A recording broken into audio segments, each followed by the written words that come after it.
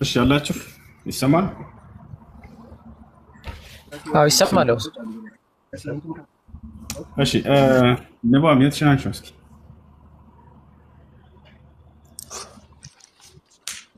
ሰላም እንዴት ነሽ? እግዚአብሔር ይመስገን አለሁ። እንዴት ነህ? አለን አልሐምዱሊላህ። እሺ ቃል የተባለው ኢየሱስ ነው እያልሽ ነው አይደል? አዎ ኢየሱስ ነው። ቃል ኢየሱስ ከመባሉ በፊት የነበረ ስሙ ቃል አካላዊ ወይም ደግሞ ወልድ ይባላል። ኢየሱስ ክርስቶስ እኔ ቃል ነኝ ብሎ ተናግሯል አንድ ቦታ ላይ መጽሐፍ ቅዱስ ነው። መጽሐፍ ቅዱስ እኮ ለኛ እየነገረን ነው። የሚነግረን ራሱ ኢየሱስ ነው። ኢየሱስ ክርስቶስ ቃል መሆኑን ያውቅ ነበር እሱ እኔ ቃል ነኝ ብሎ ተናግሯል። እኔ ቃል ነኝ እኮ መባል አይጠበቅበትም። ምክንያቱም እዛ ላይ ቃል ስጋ ሆነ ይላል። ታች ስታነበው ራሱ ታገኘዋለህ መልሱን። የሆነ ቅድም ሲጠየቅ እኔ አምላክ ላይ ብሏል ወይ ማለት አይጠበቅበትም። ታካል አለ ታዲያ እንዴት ነው የእሱ ትምህርት ያልሆነን አካል የእሱ ትምህርት ያልሆነን ትምህርት እንዴት መያዝ ይቻላል? በክርስቶስ ትምህርት ለማይኖር ሰው አምላክ የለውም እያለ ይናገራል። ከእርሱ ትምህርት ውስጥ እኔ ቃል ነኝ ብሎ ተናግሯል ወይ? እኔ የእግዚአብሔር ቃል ነኝ ብሏል ወይ? ያውቃል ወይ? ይሄንን ኢየሱስ ክርስቶስ እኔ ቃል ነኝ ብሏል አላለም? ቆይ አንዴ እሺ፣ ኢየሱስ ክርስቶስ ወልድ ነው። ወልድ እንደሆነ ደግሞ ራሱ ተናግሯል። ሰዎች የሰው ልጅ ማን ይሉታል ብሎ በጠየቀ ጊዜ ሐዋርያው ጴጥሮስ አንተ የው እግዚአብሔር ልጅ ነህ ሲለው ይህን ስጋና ደም አልገለጠልህም የስም አባቴ ነው ብሎታል። እግዚአብሔር ልጅ ነው አይደለም ጥያቄ። እግዚአብሔር ልጅ ወደሚለው እንመጣለን። በጣም በርካታ የእግዚአብሔር ልጆች አሉ። እሱ አይደለም አሁን ኢየሱስ ክርስቶስ እኔ ቃል ነኝ ብሏል ወይ? ወይንም እኔ የእግዚአብሔር ቃል ነኝ ብሏል ወይ? መጽሐፍ ቅዱስን ራሱን የነገረን እንዴት ነው? መጽሐፍ ቅዱስን ከኢየሱስ ክርስቶስ ሌሎች ወዳሉት አካል እንመጣለን። ከዚያ በኋላ ጳውሎስ ብለዋል፣ ዮሐንስ ብለዋል፣ ጴጥሮስ ብለዋል ወደሚለው እንመጣለን። ኢየሱስ ግን ይሄ ጉዳይ ያውቃል ወይ? ይሄ ቀላል ነገር አይደለም፣ መለኮታዊ ጉዳይ ነው። መጽሐፍ ቅዱስ ራሱ የተፈጸመውን ነው የነገረን። ለምን ቅድም ወደ አነበባችሁበት አንሄድም? ግለጥና እያነበብክ እዛው ላይ ላሳየን። ኢየሱስ ክርስቶስ እኔ ቃል ነኝ ወይንም እኔ እግዚአብሔር ቃል ነኝ ብሏል ወይንስ አላለም? አላለም። እንደዛ ከሆነ ሁሱ አንድ ጥያቄ አለኝ። ምክንያቱም ጅብሪል ራሱ መጥቶ እኔ ጅብሪል ነኝ ካላህ የተላኩ ነኝ አላለም። አንድም ቦታ ማለት ነው። ይሄ ልታምጣኝ አትችልም። አላለም። አሳየኝሽ። እኔ ካላህ የመጣሁ ነኝ ጅብሪል ነኝ ብሏል። ጅብሪል ነኝ ብሎ ተናግሯል። አዎ ጅብሪል ነኝ ብሏል። አሳይሻለሁ፣ ወላሂ አሳይሻለሁ። አንቺ ግን ኢየሱስ ክርስቶስ እኔ ቃል ነኝ ብሏል ወይ? መልሽ። መጽሐፍ ቅዱስ ራሱ ኢየሱስ ክርስቶስ ነው የነገረን። ስለዚህ አሁን ሌላ ጥያቄ ጠየቅሽኝ አይደለ? ተናግሯል። ያው ኢየሱስ እኔ ቃል ነኝ ብሏል እንዴ? እየነገርኩህ እኮ ነው ራሱ። አንተ ኢየሱስ ክርስቶስን ከእግዚአብሔር ከለየህብኝ እንዴት ነው እናንተ የምንግባባው? እኔ እኮ ኢየሱስ ክርስቶስ ራሱ እግዚአብሔር ነው ወይም ደግሞ ቃል ነው ብዬ ነው የማምነው። ይሄን እኮ አንቺ በዚህ እኮ አንቺ እኔን ቻሌንጅ አደረግሽኝ አይደለ? ኢየሱስ ክርስቶስ እንዲህ ማለት አይጠበቅበትም። ለምሳሌ ጅብሪል እኔ ጅብሪል ብሏል ወይ? አዎ ብሏል ብዬ ላሳይሽ እኮ ነው። አንቺ ማትፍሪ እንጂ አዎ ኢየሱስ ብሏል ከሆነ እኔ ቃል ነኝ ብሏል ከሆነ ይሄ ቃል ነኝ ብሏል ካላለ አላለበኝና ወደ እኔ መልስ ልግባ። ያማ እኔ ቃል ነኝ ብሏል። ፖለቲካ አይደለም በነገራችን ላይ ስለ ሃይማኖት ስለሆነ የምናወራው እኮ። እስካሁን ስታወሩ በነበረበት ላይ መልስ ልሰጥ ነው የገባሁት። እስካሁን ያወራችሁት ቅጥፈት ስለሆነ በዛ ላይ እናወራ። ወደ ስለ ቤራ ለማንኛውም ኢየሱስ ክርስቶስ መጽሐፍ ቅዱስን ለመጨረሻ ጊዜ እየጠየኩሽ ነው ብሏል አላለም? ኢየሱስ ለመጨረሻ ጊዜ ኢየሱስ እኔ ቃል ነኝ ብሏል አላለም? ሚዩት አታደርጉኝ። መጽሐፍ ቅዱስ ራሱ መለኮታዊ ቃል ራሱ እግዚአብሔር የተናገረው ነው። ስለዚህ አትለይብኝ። ኢየሱስ ክርስቶስ እኔ ቃል ነኝ ብሏል ወይንስ አላለም? መጽሐፍ ቅዱስን በሙሉ የነገረን ራሱ ነው። መጽሐፍ ቅዱስን የተጻፈው በመንፈስ ቅዱስ አማካኝነት ነው ራሱን የነገረን። በማን ተጻፈ? መጽሐፍ ቅዱስ አይደለም ጥያቄያችን። ኧረ በፈጣሪ ኢየሱስ ክርስቶስ እኔ ቃል ነኝ ብሏል ወይ ነው ጥያቄው። ብሏል። አዎ እዛው እኮ ዮሐንስ ወንጌል አንዳንድ ላይ እኮ አለ። በመጀመሪያ ቃል ነበር፣ ቃል በእግዚአብሔር ዘንድ ነበር፣ ራሱም እግዚአብሔር ቃል ነበረ ብሎ ተናገረ። ኢየሱስ ክርስቶስ እኔ ቃል ነኝ ብሏል። ግን ሁሌ አንተ ቤት እንደዚህ ነው። በቃ በኢየሱስ የሚገርማል። ግን በምታወሩበት ላይ እንኳን ማውራት አይቻልም። በሚገርም ሁኔታ ያው እየጠበቅንሽ እኮ ነው። አንጀታችንን በላሹ ማስረጃ ስጠን ያልነሽ። ኢየሱስ እኔ ቃል ነኝ ብሏል ወይ? ያን የምትፈልገው እንዳይቀብር ብሏል። ከዚህ የበለጠ ነፃነት እንዴት እንስጣችሁ? እሺ ኢየሱስ ስለራሱ የተናገረበት እንግዲህ እኔና በአንድ ነን ምናምን እያለ ተናግሯል። ለምንድን ነው ያንን ለማትቀበል? እሺ ትክክል ነሽ። አሁን እሱን እኔ አምንልሻለሁ ብሏል ወይ? አዎ ብሏል። መጽሐፉ ላይ ብሏል። ወደ እሱ እንመጣለን። እኔ ቃል ነኝ ብሏል ወይ ነው ጥያቄው። አሁን ግን ችግሩ አሁን እኔ ቃል ነኝ ቃል በቃል አላለም፣ ግን መጽሐፍ ቅዱስ ላይ ራሱ ብሏል። ያው ቃል ነኝ ብሏል፣ ቃል በቃል አላለም። እንደሱ ነው። ቆይ አንዴ ከይቅርታ ጋር እዚህ ላይ ሀሳብ መስጠት ይቻላል?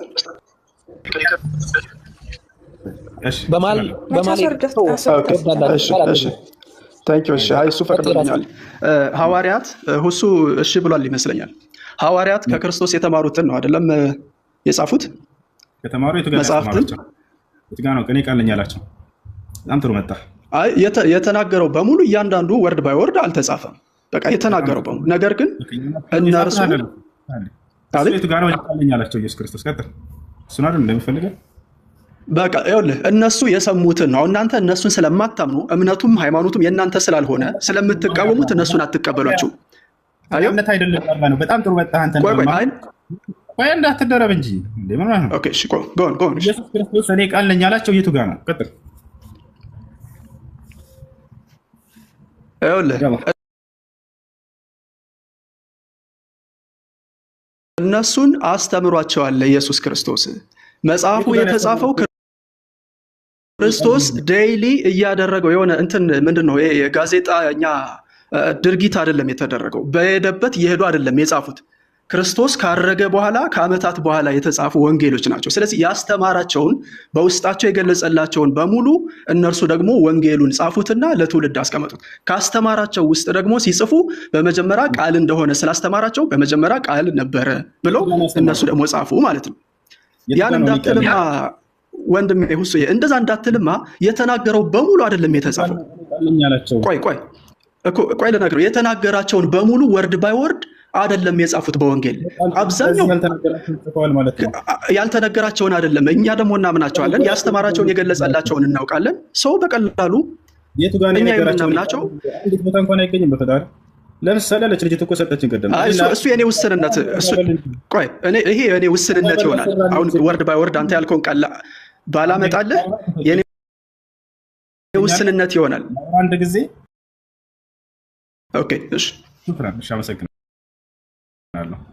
ልጅቱ ቅድም ጥሩ ምሳሌ አመጣች። ለምሳሌ እኔና አብ አንድ ነን ብሏል አለች። በጣም ጥሩ። እኔና አብ አንድ ነን ብሏል ብሎ ዮሐንስ ጻፈ። አሁን ኢየሱስ እንደተናገረው ራሱ እዛ ጋር ተቀምጧል። ልክ በዚህ መሰረት እኔ ቃል ነኝ ብሏል ወይ ኢየሱስ ክርስቶስ ነው ብሏቸው ይሄንን ጽፈዋል ወይ? እኔ ቃል ነኝ አላቸው። ቀጥታ እኔ ቃል ነኝ ማለት አይጠበቅበትም። ምክንያቱም መጽሐፍ ቅዱስ ሁሉም ከእግዚአብሔር ከክርስቶስ ተመረጠ ነው ይጻፍ አላለም ብለሽና ላንጂ በዚህ ተናገረ። ታድርጉኝ ሳወራ በጌታ ለምን ታደርጋላችሁ? ኢየሱስ ክርስቶስ እኔ ቃል ነኝ ብሎ የነገራቸው አንድ ቦታ አለ መጽሐፍ ቅዱስ ላይ ለሐዋርያቶች ነው መልሰው ሐዋርያቶች የጻፉት ያስተማራቸውን ነው። አንደኛ የት ጋር ነው እኔ ቃል ከየትም አላመጡትም።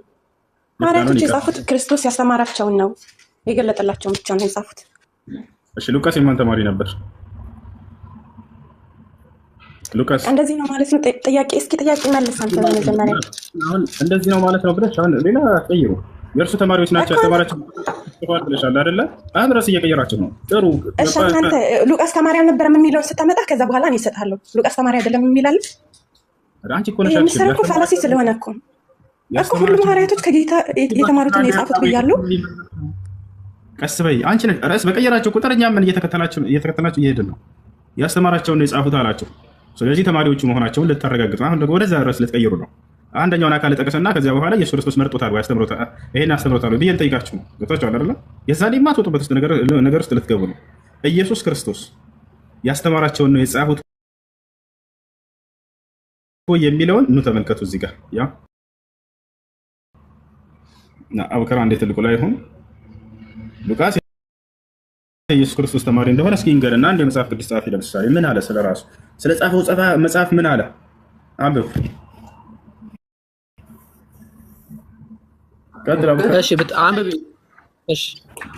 ሉቃስ ወንጌል ምዕራፍ 1 ቁጥር 1 ጀምሮ የከበርክ ቴዎፍሎስ ይላል። ከመጀመሪያ በአይን ያዩትና የቃሉ አገልጋዮች የሆኑት እንዳስተላለፉልን በእኛ ዘንድ ስለተፈጸመው ነገር ብዙዎች ታሪክን በየተራ ለማዘጋጀት ስለሞከሩ እኔ ደግሞ ስለተማርኩት ቃል እርግጡን እንድታውቅ በጥንቃቄ ሁሉን ከመጀመሪያው ተከትዬ በየተራ ልጽፍልህ መልካም ሆኖ ታየኝ።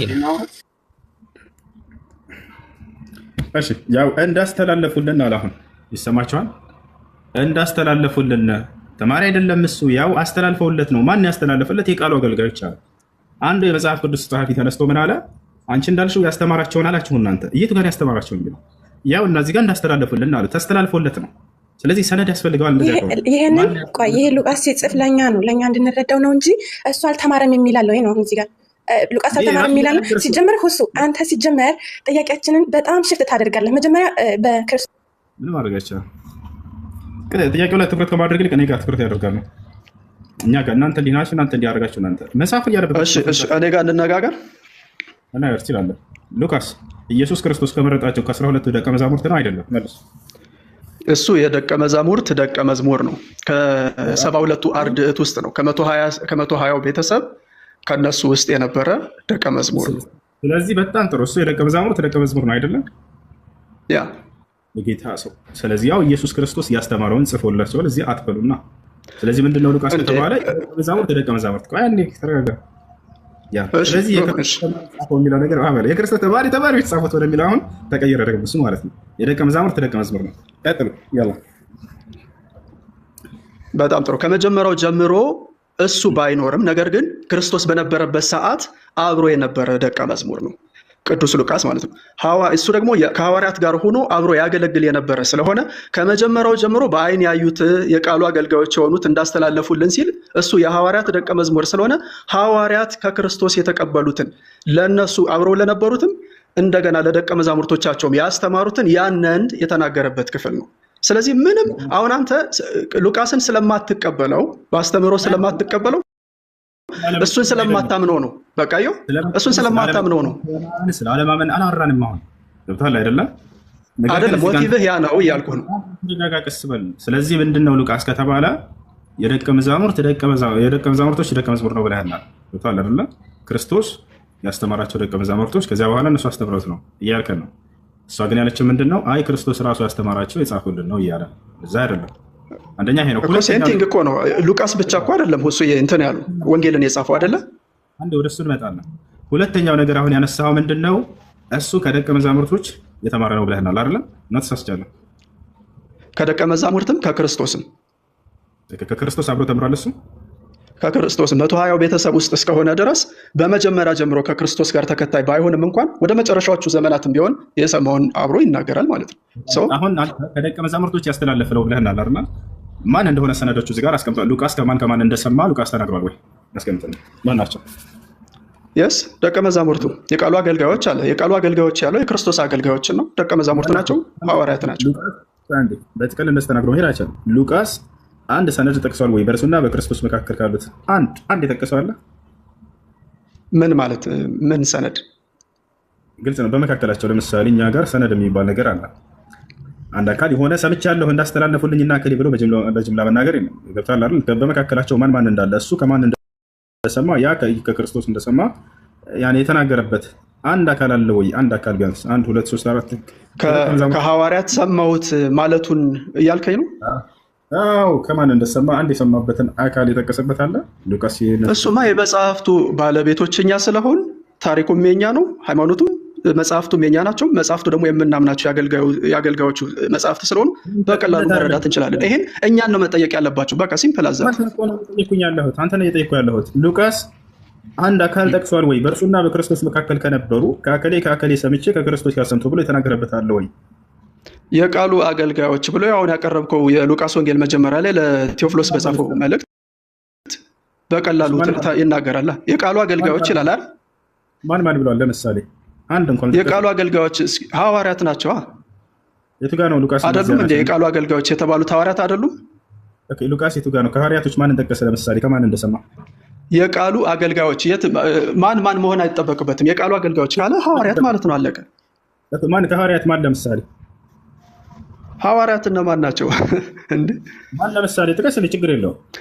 ከሁሉም ጋር አብረው ይጸልዩ ነበር፣ አብረው ይመላለሱ ነበር፣ አብረው ያገለግሉ ነበር። ስለዚህ 12ቱም ጋር ከ12ቱም ጋር ከይሁዳም ጋር ነው። ከይሁዳ 12ቱ ስል በኋላ ከተተካው ጋር ጭምር ማለት ነው። በኢየሩሳሌም አብረው በነበሩ ሰዓት ሁሉ ከሁሉ ጋር ይገናኙ ነበር። ስለዚህ አገልጋዮቹ ሁሉ ናቸው። እሺ ማን ለምሳሌ ከቶማስ ብዬ ምሳሌ ልስጥ። እሺ ደስ ያለህን ማለት ትችላለህ። በጣም ጥሩ። ሉቃስ ከቶማስ እንደሰማ ማስረጃ ስጠን እስኪ። አንተ እኮ ነህ ቶማስ ያልክ፣ እኔ ከሐዋርያት ነው ያልኩት። አየሁ ራስህ ፋላሲ ሰራህና አሁን አንተ ያመጣኸውን እዛ ላይ ደግሞ ኤግዛክት ወርድ። ቆይ ሁሱዬ አንዴ ተረጋጋ። እኔ ደግሞ ልናገር። እየተናገርክ አይደል? ራስህ በሰጠኸው መልስ እኮ ነው ጥያቄ የተጠየቀው። ኧረ ሚውት አታርጉኝ። እኔ ዝም ማለት እችላለሁ እኮ። ከሐዋርያቶች ማን ለምሳሌ አልኩት። አንድ መጥቀስ አልፈለገም።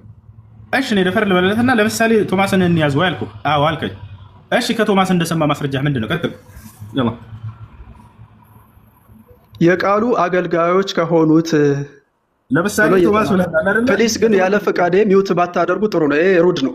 ዝም ብሎ ሰው ያወራ ሚውት አይደረግም። ከቶማስ እንደሰማ አንድ ነገር አለ። በቃ የቱ ጋር ነው? ቶማስ የጌታ የቃሉ አገልጋይ መሆኑ በቂ ነው። አለቀ።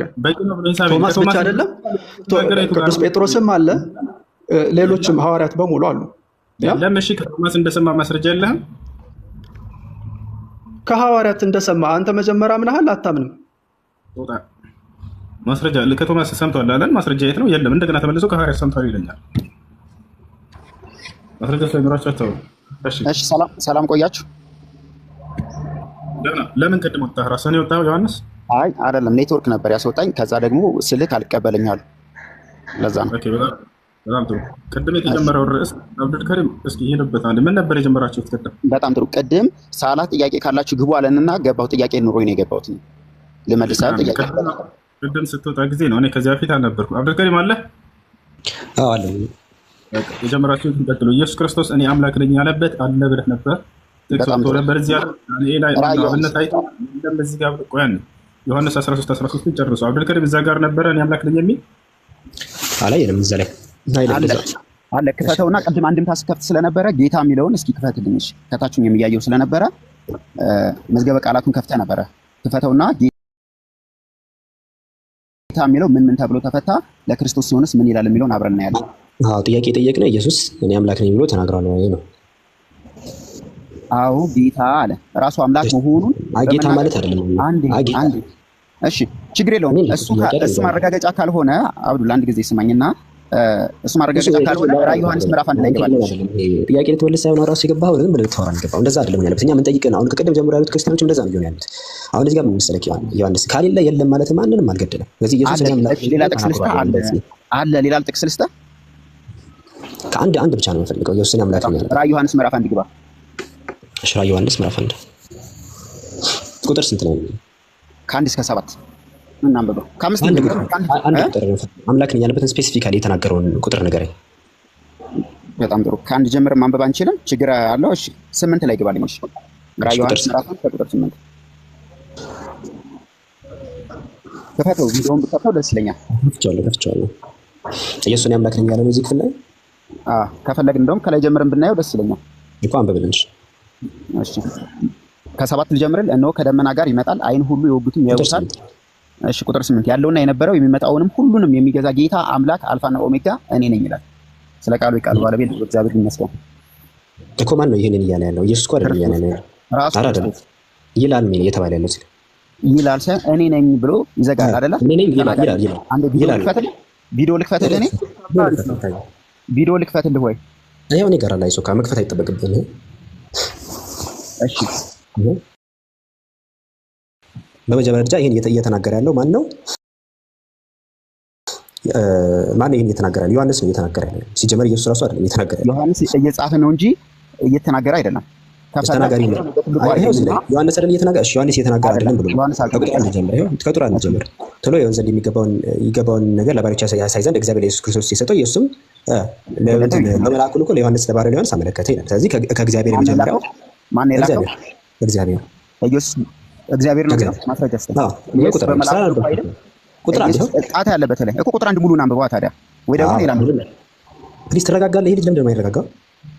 አንድ ተከፍታል። ቶሎ ይሆን ዘንድ የሚገባውን ነገር ለባሪያዎቹ ያሳይ ዘንድ እግዚአብሔር ይላል። ያው አንድ እግዚአብሔር ለማን?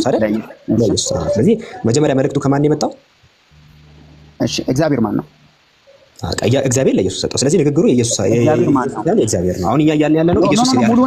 ሙሉን አንብበው። ኧረ ሼም ነው።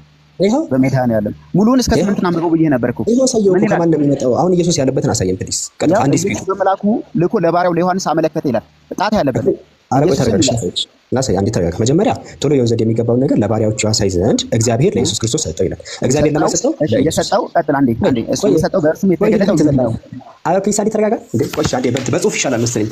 በጽሁፍ እዚህ ጋር አላሳያችሁ አንዴ። ኖ እኔ በትልቁ አድርገኝና ላምብ በድል አሰጠኝም። አንድ ደቂቃ በስ ኧረ ቆይ ተረጋጋ። አንተ ልጅ ምን ሆነሃል? በፈቃድ ፕሊስ ተረጋጋ። እዚህ ጋር እየጻፍኩ ላሳይ። እዚህ ጋር አሁን ምንድነው የሚለው ጋይስ? ምንድነው የሚለው? ቶሎ ይሆን ዘንድ የሚገባውን ነገር ለባሪያዎቹ ያሳይ ዘንድ እግዚአብሔር ለኢየሱስ ክርስቶስ ይላል። ስለዚህ እንጻፈው። ልጅ በኋላ እንዳንካታ እግዚአብሔር ማለት ታብራራልኝ። እግዚአብሔር ማለት ምን ማለት ነው? አብራራልኝ። መጀመሪያ ጋድ ልበል በእንግሊዝኛ ላድርገውና አይ እንግሊዝኛ አልችልም እኔ አማርኛ ነው የምችለው። እሺ እግዚአብሔር ልበል። እሺ ታዲያ ችግር እግዚአብሔር ምን እንደሆነ ታብራራልኛለህ መጀመሪያ። ኧረ ተረጋጋ ብራዘር። እግዚአብሔር አለ። እግዚአብሔር ለማሰጠው ለኢየሱስ ያው በቃ ጅማሮ ይሄ ነው። እሺ በቃ አሁን እዚህ ጋር የኢየሱስ ንግግር ነው እንዳትለን። ይሄው ከእግዚአብሔር ለኢየሱስ የተሰጠ ነው። መጀመሪያ ራሱ ይኸውልህ አንዴ ካላስወራኸኝ ልንግባባ አንችልም። ከጠየቀኝ እንድመልስልህ እድል ስጠኝ። አይ መመለስ አይቻልም እኔ በፈለኩት ነው የምሄደው ካልከኝ እሱ ከሆነ ልንግባባ አንችልም። እሺ ዮሐንስ ይሰማል አንዴ? ዮሐንስ 4:4 ይሰማል? ከቻልኩ እሱ ጋር ባወራ ደስ ይለኛል። እያስወራኸኝ ስላልሆነ ማለት ነው። ወይም ደግሞ ሌላ ሰው ያወራኝ። በቃ እንደዛ ከሆነ ሌላ ክርስቲያንም ማውራት ይችላል። ለምን መሰለህ ዮሐንስ 4:4 እያልን ያለ ነው ምንድነው? ያሁኑ ጥቅስ እኮ መመለስ እንችላለን። እያልን ያለ ነው መጀመሪያ መስማማት አለብን። ከመነሻው ራእይ አንድ ላይ የእግዚአብሔር መልእክት ነው እየተላለፈ ያለው እንጂ ኢየሱስ መልእክት እየተላለፈ አይደለም። እኛ እያልን ኢየሱስ እግዚአብሔር አይደለም እንደምጠለው ልጅ በቃ አረ ተረጋጋ እንዴ። እኛ እየጠየቅን ያለው ኢየሱስ እኔ አምላክ ነኝ ብሎ የተናገረበትን ክፍል አንተ ያመጣው ደግሞ የእግዚአብሔር ንግግር እግዚአብሔር ለማሰጠው ይላል ኢየሱስ ይላል። ይኸው ያለ አይቶ እኮ እግዚአብሔር ሌላ ኢየሱስ ይላል። እግዚአብሔር ለኢየሱስ ሰጠው ይላል። ይኸው እሺ ሙሉ አታናቀው ለምን ትቆርጠዋለህ እኮ ነው። አንድ ቢያንስ ካራለ እንኳን አይነበብም በመድኃኒዓለም እኮ የእግዚአብሔር መልእክት አይነበብም። አረ ተረጋጋ። እኛ እየጠየቅን እኮ የእግዚአብሔር ያለበትን ሳይሆን ኢየሱስ ያለበትን ነው እኮ። ራሱ እግዚአብሔር ማን ነው? ራሱ ኢየሱስ ነው የተናገረው አልኩ እኮ ይሄን ቃል ኢየሱስ ከቀኝ እጁ ወደ ግራ አቀብሎት ነው እግዚአብሔር ለኢየሱስ ክርስቶስ ሰጠው ይላል እኮ። እግዚአብሔር ራሱ ኢየሱስ ነው። እግዚአብሔር ለኢየሱስ ሰጠው ይላል። አይታይም? ለአብራራ አንድ ጊዜ እድል ከሰጠኝ 30 ሰከንድ ትሰጠኛለህ? ይሄን ክፍል አብራራለሁ። አሁን ቁጥር 1 በጣም እሺ አንዴ ሚዩት አድርግልኝ። እሺ እግዚአብሔር ማለት ኢየሱስ ክርስቶስ ነው። እግዚአብሔር ለኢየሱስ ሰጠው ማለት በአካላት ደረጃ ሲነገር እየተናገረ ማን ለማን ይሰጠው? ማን ለማን ይሰጠው?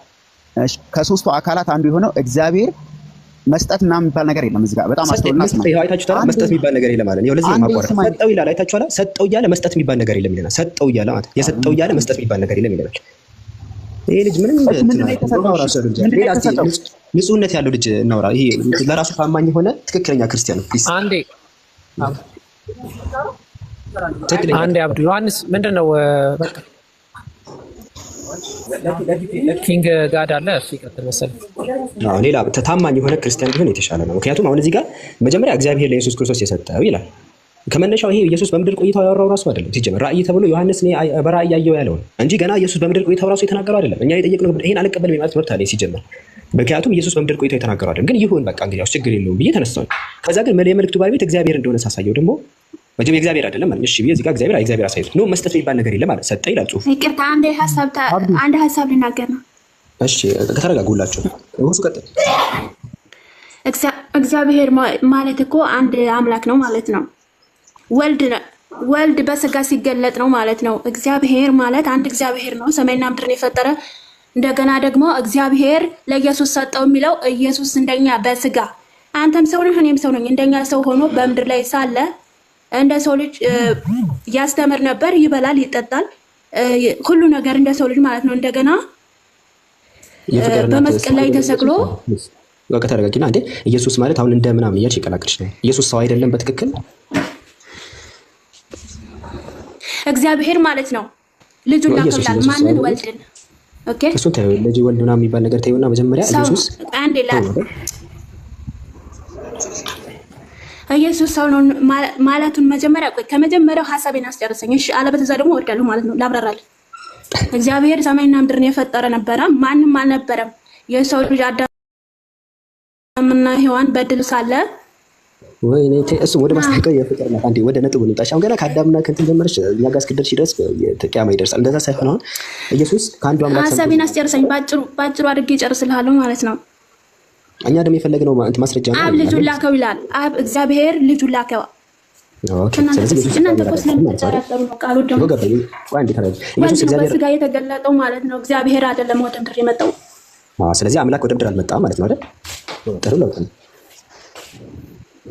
የፍቅር ናት። ወደ ምድር የመጣው አምላክ ራሱ አይደለም ወደ ምድር የመጣው አለች። እግዚአብሔር አይደለም ማለት ተድንግል ማርያም ትወለድ ሰው ነው የሆነው ማለት ነው።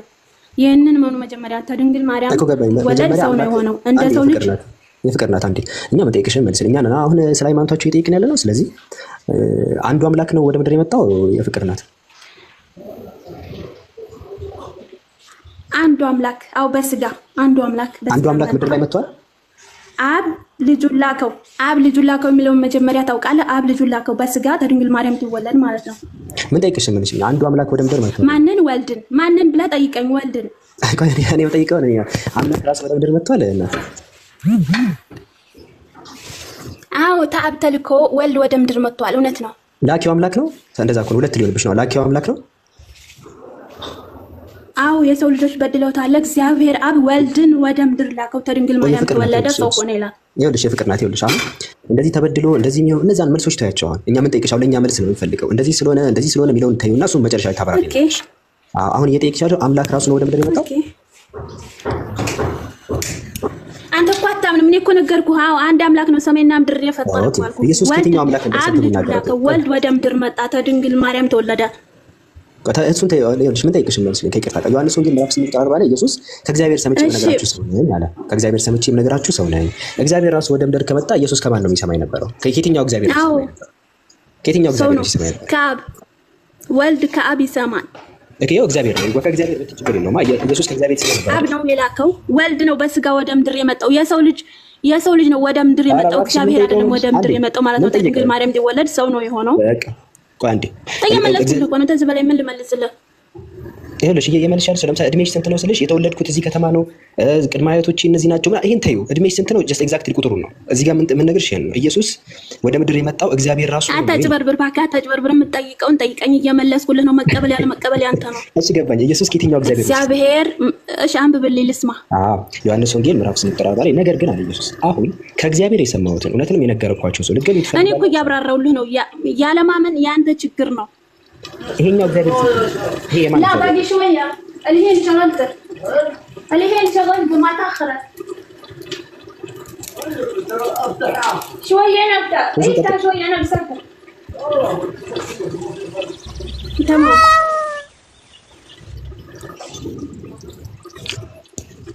እሺ እሰማለሁ። እሺ ስንት እግዚአብሔር ነው ያለው? የፍቅር እናት የጀመርከውን ላስጨርስህ። እሺ ስንት እግዚአብሔር ነው ያለው? አንድ ነው። ያ እግዚአብሔር ማን ነው? ሄሎ ወለካ ሄሎ ሄሎ አለሽ? አቤት አለው። ያ አንድ እግዚአብሔር ማን ነው? እግዚአብሔርማ እኮ አንድ ነው፣ ሰማይና ምድርን የፈጠረ። እሺ ያ እግዚአብሔር አንድ ነው አልሽኝ። ኢየሱስ ነው ወይንስ አይደለም? አዎ ኢየሱስ እንዳልሆነ እናሳየሽ አሁን። እሺ አንደኛ ጢሞቴዎስ ምዕራፍ 2 ቁጥር 5 እናወጣለን። ኢየሱስ ነው። ኢየሱስ አምላክ ነው። አምላክ ያ እንዳልሆነ እናሳየሽ። ያ እግዚአብሔር ኢየሱስ እንዳልሆነ አሁን ልናሳየሽ ነው። ያ ምን ይላል? በስጋ ሲገለጥ ይኸው ልንገርህ፣ እኔ እኮ አስረዳሁ። በስጋ ተገልጦ ሰው ሆኗል። እንደገና በመስቀል ላይ ተሰቅሎ አምላክ ሆኗል። እናንተ አታምኑም፣ ተጠራጣሪ ናችሁ። እሺ በመስቀል ላይ ተሰቅሎ አምላክ ተጸልይ ነበር አይደል? አምላኬ ስለምን ተውከኝ ሲል ነበር አይደል? ስጋ ነው እኮ የጸለየው፣ አምላክ አይደለም። በስጋ የሰው ልጅ ነው የጸለየው። ከድንግል ማርያም ትወለድ ሰው ነው የሆነው ብያለሁ። የጸለየው ደግሞ አባት ሆይ ለምን ተውኸኝ ብሏል። አምላክ የሚለው ማን ነው? ያ ስጋ ነው የጸለየው ማለት ነው። አምላክ አይደለም። ሰማይና ምድር ያዳመጥሽ ኢየሱስ ክርስቶስ አምላኬ ለምን ተውኸኝ ብሏል በማርቆስ ወንጌል። ማን ነው አምላኬ እያለ ያለው? እግዚአብሔር ነው አይደለም? ኢየሱስ ክርስቶስ እግዚአብሔርን በስጋ ሲጸልይ ማለት ነው። ስለዚህ ኢየሱስ እግዚአብሔርን ይጸልይ ነበር አለች። መልካም እንደገና ደግሞ ኢየሱስ ራሱ እግዚአብሔር ነው አልሽኝ። እሺ ኢየሱስ ነበር ሲጸልይ የነበረው? ኢየሱስ ወደ ኢየሱስ ንገረህ አምላኬ ለምን ተውኸኝ ብሏል በመስቀል ላይ ተሰቅሎ ሳለ ማለት ነው። ያ የጸለየው በስጋ እንጂ ከድንግል ማርያም ከተወለደ በኋላ በስጋ ሆኖ ሳለ ለኛ ነው እንጂ ለኛ ለራሳችን ነው እንጂ ለራሱ አይደለም። እሺ ይሄንን ማለት አንድ ወጣ ጋዲስ ምን ቅድም እኮ ኢየሱስ ክርስቶስ አልተሰቀለም ብለህ ነበረ። አሁን ወደ እሱ አይደለም። አሁን እሱ ስለ ልመናው ነው እያወራን ያለ ነው። አዎ አይ ይሰቀል ሲል አምላኬ ብሏል ስትል ጊዜ ነው። ቅድም ደግሞ የለም ብሏል። አዳምጠና አብነት ወይ አምላኬ ለምን አለ ስለሚለው እያወራን ነው። ገብቷል አይደል? አዎ እንደዛ ማለቱ ስለመሰቀሉ እንትን አይሆንም ማለት ነው። ይሄን መጽሐፉ ላይ አስቀምጦታል እኮ እንደሱ የሚል አለ እኮ። እኛ እኮ የለም አላልንም። ነገር ግን እንደሚድንና እንደማይሰቀል የተናገራቸው ጥቅሶች አሉ። ያ ነገር ደግሞ ስህተት ያደርገዋል እያልንህ ነው። ለምሳሌ ደግሞ መሰቀሉንም ደግሞ እንትን የሰፈረበት ቦታ ደግሞ አለ። ራስ እየቀየርክ ነው። እንዳልተሰቀለ ቅድም ስናሳየህ ነበር አይደለም? ስለዚህ ክስተቱ እንዳልተከሰተ ያሳያል ይሄ ማለት ነው። እኔ ለምሳሌ አንድ ፍርድ ቤት ሄድክ ቆምክና ምስክር ልትሰጥ በአንድ ጉዳይ ላይ ተናገራል። ፍርድ ቤት ዳኛ ሁለት የሚጋጭ ሀሳብ አነሳበት፣ ምን ብሎ ነው የሚሸኝህ? ሄድና ከዚህ መጀመሪያ ሀሳብህን አንድ አድርገህና ተቀባይነት የለው ነው የሚለው አይደለ? አሁንም መጽሐፍ ቅዱስ ላይ ያለው ነገር አንድ ቦታ ላይ ተሰቀለ ብለው ጽፈዋል፣ ሌላ ቦታ ላይ እንደማይሰቀል ራሱ የተናገራቸው በርካታ ጥቅሶች ቅድም ስናሳየ ነበር። ስለዚህ ተሰቅሏል ብሎ ሊመሰክር ብቁ አይደለም መጽሐፍ ቅዱስ ነው። የሚጋጭ ሁለት ሀሳቦችን የያዘ መጽሐፍ ነውና አይደል? ይሄን ነገር አምላክ አላህ ሱብሓነሁ ወተዓላ በመጨረሻው ነብይ ላይ በነብዩ ሰለላሁ ዐለይሂ ወሰለም ላይ የገለጠው ቃል ላይ አልገደሉትም አልሰቀሉትም ብሎ ጉዳዩን ቋጨላቸው። ያንን በቁርአን ላይ አላህ አልገደሉትም አልሰቀሉትም ብሎ ነገራቸው። ለመጽሐፍ ቅዱስ መልስ ቁርአን ላይ ይሆናል ብለህ ነው? መልስ ይሆናል እያልኩኝ መልሱ እዛው መጽሐፍ ቅዱስ ላይ እኮ እየነገርኩህ ነው። ቅድም ምን አልኩኝ?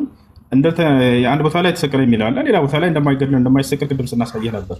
እነዚህ ጥቅሶች መጋጫታቸው ክስተቱ እንዳልተከሰተ ያሳያል ነው። ይህ ነው። አሁን ወደ አምላኬ ሲለው የነበረው ማንን ነው ወደሚለው እንምጣ። አምላኬ ሲል የነበረው ኢየሱስ ክርስቶስ ማንን ነው? መልሱ። አምላኬ ሲል የነበረው ኢየሱስ ክርስቶስ ማንን ነው? እግዚአብሔርን ነው ወይንስ አይደለም? አባቱ ነው። አምላኩን ነው አይደለም? አምላኩ እኮ አባቱ ነው እኮ የላከው ላኪው ነው። አምላኩን ነው አምላኬ ሲል የነበረው ኢየሱስ አይደለም? አምላኩን ነው አባቱን ነው አልኩኝ እኮ። አምላኩን አይደለም? መልሳ። እሺ እውነት ብቻ ሜቶን አንሳ። ኢየሱስ ክርስቶስ አምላኬ ሲል የነበረው ማንን ነው? አምላኩን ነው አይደለም? አምላክ ስትል በሰውና በስላሴ መካከል ስታብራራ የተለያየ ነገር ነው። ክርስቶስ ማወቅ ይኖርባል። ኢየሱስ ክርስቶስ አምላኬ ሲል የነበረው አምላኩን ነው ወይንስ አይደለም ነው ጥያቄ። መካከል የተለያየ ነገር ነው። ወደ እሱ እንመጣለን። ስለ ስላሴ አይደለም ጥያቄያችን። ኢየሱስ አምላክ የሚለው ማንን ነው? በቃሽ ንገረን። አብን ነው። ስለዚህ ኢየሱስ ክርስቶስ አምላክ አለው፣ አብ አምላኩ ነው ማለት ነው አይደለም? አምላክ ማለት በሰው አንጻር እየተረዳው ከሆነ ክርስቶስ ስለ ሰው እያሰብ አምላክን አታስበውም አይደለ? ምንድነው ኢየሱስ ክርስቶስ? ኢየሱስ ክርስቶስ የመለኮት አንድ አካል ነው። የመለኮት አንድ አካል ነኝ ያለ የቱ ጋር ነው ኢየሱስ? በጣም ብዙ ቨርሶችን ላነሳልህ እችላለሁ። ኢየሱስ ክርስቶስ ገና ከጀመሩ ኢየሱስ ክርስቶስ እኔ የመለኮት አካል ነኝ ያለበትን አንድ ነው የምፈልገው፣ ብዙ አይደለም እኮ እየነገርኩህ እኮ ነው። አትንገረኝ፣ ጥቅሱ ንገረኝ። እሺ ለምሳሌ ዮሐንስ 10:30 ላይ ከአብ ጋር እንደማይለያይና እኔና አብ አንድ ነን ብሏል። ስለዚህ ሰፓሬትሊ ለመለየት የምትሞክረው ነገር አይደለም። እኔና አብ አንድ ነን ወደሚለው እንመጣለን። ከመለኮት አካል አንድ አካል ነኝ ብሏል ወይ ኢየሱስ ክርስቶስ? እኮ አንድ አካል ነኝ ያለ እኔና አብ አንድ ነን። አብ ነው አምላክ እያልከን አይደል አንተ? እኔና አብ አንድ ነን ብሏል ዮሐንስ 10:30። ወደ እሱ ስለ አንድነት እንመጣለን። እኔና አብ አንድ ነን፣ እኔና አብን አየ፣ በመጀመሪያ ቃል ነበር፣ ከእኔ ከአብርሃም በፊት አለሁ። እነዚህ ሁሉ ጥቅሶች እናውቃቸዋለን። ወደ እነዚህ ከመሄዳችን በፊት ኢየሱስ ክርስቶስ ከመለኮት አካል አንድ አካል ነኝ ብሏል ወይ ነው ጥያቄ እኮ። ሰጠውክ። እኔና አብ አንድ ነን፣ ከመለኮት አካል አንድ ነኝ ማለት ነው። መቼም እኔ ሰው ልጅ ማንኛውም ነቢይ እኔና አብ ወይም እኔና አምላክ አንድ ነን። እሺ አንዴ እዚያ ጋር መለኮት የሚል ቃል አለ የለም? የቱ ጋር? የለም። አንተ ቃል በቃል ፈልገህ ከሆነ የለም። ቃል በቃል ፈልገህ ከሆነ የለም። መለኮት ብለህ መለኮት ቀጥታ አምላክ ብለህ አምላክ የተባለበትንም ልሰጥ እችላለሁ። አንድ ቤት አድርግ። ስለዚህ እኔ በመለኮት አንድ ነን ብሎ ኢየሱስ የትም ቦታ ላይ አልተናገረም። የለም አልክ። እናመሰግናለን። አብነት አሁን የሚወጣን አንሳው። ምንድን ነው መለስክልን እኮ ነው። ሌላ መልስ አለ? ኖ ኧረ አይደለም እንዴ። እኔና አብ አንድ ነን ማለት ምን ማለት ነው? አብራራው ልፍቀድልህ። በመለኮት ነው ወይ አልከን? በመለኮት አይደለም የለም ቃሉ የለም አልከን። በመለኮት ነው አብራራው አይደለም ካልክ የቱ ጋር ነው? እና ራስህ እያብራራህ አሳየን። በመለኮት አንድ ነን የሚለውን እና ያው 10:30 እኔና አብ አንድ ነን ብሏል። በመለኮት አንድ ነን በምንድን ነው ታዲያ? አንተ አልከን በመለኮት አልከን አይደል? የቱ ጋር ነው ያለው ነው ጥያቄው። አብ መለኮት ነው። ቆይ እሺ ለአብራራት ጋቢ አብ መለኮት ነው። ኦኬ የላከኝ አብ ነው ብሏል። በአሰራር ነው ግን አብ ወልድ መንፈስ ቅዱስ ካለ በኋላ ሁሌም ክርስቲያን መጨረሻ ላይ አንድ አምላክ ይላል አይደለ? በመለኮት በአሰራር ይለያያል። ስለዚህ አብ መለኮት ነው፣ እኔና አብ አንድ ነን ብሏል። አብ ወልድ መንፈስ ቅዱስ አንድ አምላክ የሚል የቱ ጋር ነው ያለው? አብ ወልድ መንፈስ ቅዱስ አንድ አምላክ ይኸው እያሳየው ነው እንደማይለያዩ እኮ ቀጥታ ቃል በቃል አብ ወልድ ቅዱስ አንድ አምላክ የሚለው ማስረጃ ይኸው ለምሳሌ ይኸው እያሳየው ነው። ለምሳሌ አብና ወልድ አንድ ናቸው። መንፈስ ቅዱስ የት አለ? ይኸው ይለያያሉ ያልክ ከሆነ አብራራው፣ ነጠላ አሳየኝ። አንተ ነህ እንጂ አብ ወልድ መንፈስ ቅዱስ አንድ አምላክ እንላለን ወልድ ያልክ የቱ ጋር ነው? አብ ወልድ መንፈስ ቅዱስ አንድ አምላክ የቱ ጋር ነው እንደሱ የሚለው? ኦኬ በቃ አልገባብህም እንድታብራራ ልፍቀድልህ። ይለያያሉ ካልክ ይኸው ዮሐንስ 10:30 ላይ አንለያይም አንድ ነን ብሏል። እንዴት እንደሚለያዩ አሳይ። አብ ወልድ መንፈስ ቅዱስ አንድ አምላክ የሚለው የቱ ጋር ነው ያለው? የሚለያዩ ከሆነ ይኸው አብራራዋ። ፈቀድኩልህ እኮ አልገባብህም። ለምንድን ነው አንተ የምትፈቅድልኝ? ማስረጃ ስጠኝ እንጂ አንተ። የቱ ጋር ነው አብ ወልድ መንፈስ ቅዱስ አንድ አምላክ የሚለው የቱ ጋር ነው? ይኸው ቁጥር 30 ነምበው አሁን 30 ነምበው እኮ የቱ ጋር ነው አብ ወልድ መንፈስ ቅዱስ አንድ አምላክ የሚለው? አሁን እዚህ ጋር የቱ ጋር ነው? ሶስተኛውን አካል ሙላውና ስለ መለኮት እናወራለን። ከዚያ በኋላ የቱ ጋር ነው? እዚህ ጋር የለም። ስለ ሶስተኛው እናወራለን። በሁለቱ ከተስማማን ችግር የለም። ሶስተኛው ቀላል ነው። መንፈስ ቅዱስ ነው አይደለ? ችግር የለም። ቁጥር 30 ላይ ኢየሱስ ላይ አይደል ከነቀደም ስታወራ የነበረው? መንፈስ ቅዱስ ላይ እኮ አይደለም። ተቀያየርክ ስትሄድ ጊዜ በዚያ ላይ እየተከተልኩህ ነው። ምን አልክ? እናንተ በመካከል እኛ የምናምነው አብ ወልድ መንፈስ ቅዱስ አንድ አምላክ ብለን ነው አልክ። እንደሱ የሚላለው የመጽሐፍ ቅዱስ ላይ ነው ጥያቄ። የተናገርከው ንግግር በማስረጃ ቁጭ ማድረግ ብቻ ነው የጠየቅኩህ፣ ሌላ ነገር አይደለም። አብ ወልድ መንፈስ ቅዱስ አንድ አምላክ የሚላለው መጽሐፍ ቅዱስ ላይ ወይስ የለም? ይሄንን አብራሩ። ይለያያሉ ስትል ነበር። ኢየሱስ ክርስቶስ አብ አይደለም ብለህ ነበር። በራሱ ጊዜ ምን አለ? ከዚህ ጥቅስ ወጣና በራሱ ጊዜ ምን አለ? እኛ የምናምነው አብ ወልድ መንፈስ ቅዱስ አንድ አምላክ ብለን ነው አለ። ያንተ እምነት መጽሐፍ ቅዱስ ላይ አለ ወይ? ምን ነበር የጠየቀኝ? ራሱ የተናገረውን ነው። ኢየሱስ ክርስቶስ ራሱ መለኮት ነኝ ያለበትን ጠየቀኝ። እሱን ሰጠው። ከሺ ይቀጥል። በራሱ ጊዜ ወጥተህ ወደ እምነት ተመለስ። እምነቱ ምን ይላል? የዚህ ሰውዬ እምነቱን ሲገልጽልን እኛ የምናምነው አብ ወልድ መንፈስ ቅዱስ አንድ አምላክ ብለን ነው አለ። የቱ ጋ ነው ይሄ ቃል ያለው ነው የኔ ጥያቄ፣ ሌላ ምንም አይደለም። በስ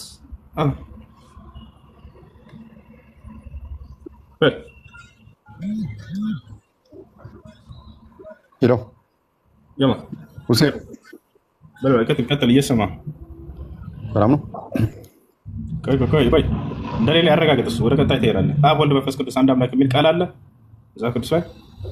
ኦኬ ለምሳሌ አለ ለሐዋርያቶቹ ኢየሱስ ክርስቶስ ሲነግራቸው በወልድ መንፈስ ቅዱስ ስም አጥምቁ ብሏቸዋል። ስለዚህ አብ ወልድ መንፈስ ቅዱስ ሶስቱም በአንድ ቦታ ላይ በአንድ ጥቅስ ተጠቅሷል። ስለዚህ የሉም ማለት አይደለም። ጥያቄ አብ ወልድ መንፈስ ቅዱስ አንድ አምላክ የሚል ቃል አለ ወይ ነው ጥያቄ። ተጠቅሷል አልኩ እኮ አይደለ? አሁን የመጀመሪያው ጥቅስ ላይ አንድነታቸው ጥቅሱን በአንድ ቦታ ተጠቅሷል። ሶስቱም ማለት እንዴ በስንት ቦታ በአንድ ቦታ ተጠቅሷል? አልተጠቀሱም ማለት አንተ በምትፈልገው መንገድ እንትን የምትል ከሆነ ጀስት ኮንፊውዥን እኔ በምፈልገው ሳይሆን አንተ በተናገርከው ነው እኔ የምፈልገው። አንተ ራስህ በተናገርከው ማለት የኛ እምነት አብ ወልድ መንፈስ ቅዱስ አንድ አምላክ ብለን ነው የምናምነው አለ። አንድነታቸው አንድ አምላክ ብለን ነው የምናምነው ያልከው መጽሐፍ ቅዱስ ላይ አብ ወልድ መንፈስ ቅዱስ አንድ አምላክ የሚል ጥቅስ አለ ወይ ነው ጥያቄው። ማስረጃ ነው። ራንጅታችን በላህ ማስረጃ ስተን እየሰጠው ነው። ዘፍጥረት ላይ እሺ፣ ቆይ ዘፍጥረት ላይ የእግዚአብሔር መንፈስ በውሃዎች ላይ ሰፍሮ ነበር ይላል። ኦኬ፣ ስለዚህ እግዚአብሔር ለብቻ አለ፣ የእግዚአብሔር መንፈስ ለብቻ ውሃ ላይ ሰፍሮ ነበረ። መንፈስ ቅዱስን እዛ ጋር ታገኘዋለህ። ብሉይ ኪዳን ላይ ማለት ነው። አዲስ ኪዳን ላይ ስትመጣ 10:30 ላይ ኢየሱስ ክርስቶስ እኔና አብ አንድ ነን ብሏል። ሰፓሬት ልታደርገው አልቻልክም እሱን ፓርት። ከዛ በኋላ ሶስቱም አንድ ጋር ተጠርቷል ወይ ያልከኝ፣ ኢየሱስ ክርስቶስ ለሐዋርያቶቹ በአብ ወልድ መንፈስ ቅዱስ ስም እንዲያጠምቁ ነግሯቸዋል። አልተጠየቅም ስለሱ። የተጠየቀው አንዲት ጥቅስ ነው። ራስህ የተናገርከውን በጥቅስ አስቀምጥ ነው። በጥቅስ ደረጃ የተናገርከውን ቃል አብ ወልድ መንፈስ ቅዱስ አንድ አምላክ የሚል አለ ወይንስ የለም ነው? አለ የለም? የመጨረሻ ጥያቄ ነው። አለ ወይንስ የለም? 1 2 3 ኪንግ ሚው ተናሳ። በቃ የለም። ሰላም ናችሁ? ጸጋና ሰላም ይብዛል። እንዴት ነው? አለን እግዚአብሔር ይመስገን። ያው ከሀረር ነው የምንደውለው። ትሰማላችሁ? እዚህ ድረስ ለእኛ ብርታት ናቸው። የእናንተ ጥያቄ ቅድም ባወራው ነገር ላይ አንደኛ ጢሞቴዎስ ምዕራፍ 2 እያወራ ነበር። እሱን ሀሳብ ላይ እንድናወራ ነበር። ለእናንተ ብርታት ላይ ሙስሊሞች ናቸው ክርስቲያኖች እንጂ እናንተ ለምትጠይቁን እኛ እየበረታን ነው እንጂ የምንሄደው አንደክምም። ሁለተኛ ደግሞ አሁን ቅድም ከእሱ ጋር ስታወራ የነገርኩህን ነገር ይበልጥ ብርታት እንድንሆንላችሁ አንድ ነገር ልጨምርላችሁ። ይበልጥ ብርታት እንድንሆንላችሁ ክርስቲያንን ብላችኋል። ማን ነው ክርስቲያን እንድትሆን ያዘዘህ? እግዚአብሔር ነው ወይንስ ነቢያቶች ናቸው? ማን ነው ክርስቲያን ብሎ ያዘዘህ? ማን ነው? ከላይ ወደ በእናቴ ማህፀን እያለሁ የተመረጥኩ ነኝ። አንተ በምትለው ለምን ልትገልጽ የምትችለው? የቱ ጋር ነው አንተ በምትገልጽ ክርስቲያን ሁን የተባልክ የቱ ጋር ነው? ማስረጃ ክርስቲያን ሁን የተባልክ የቱ ጋር ነው? አምላክ ክርስቲያን ሁን ብሎ አዘዋል ወይ? ተወለድም እኔ ነበርኩ።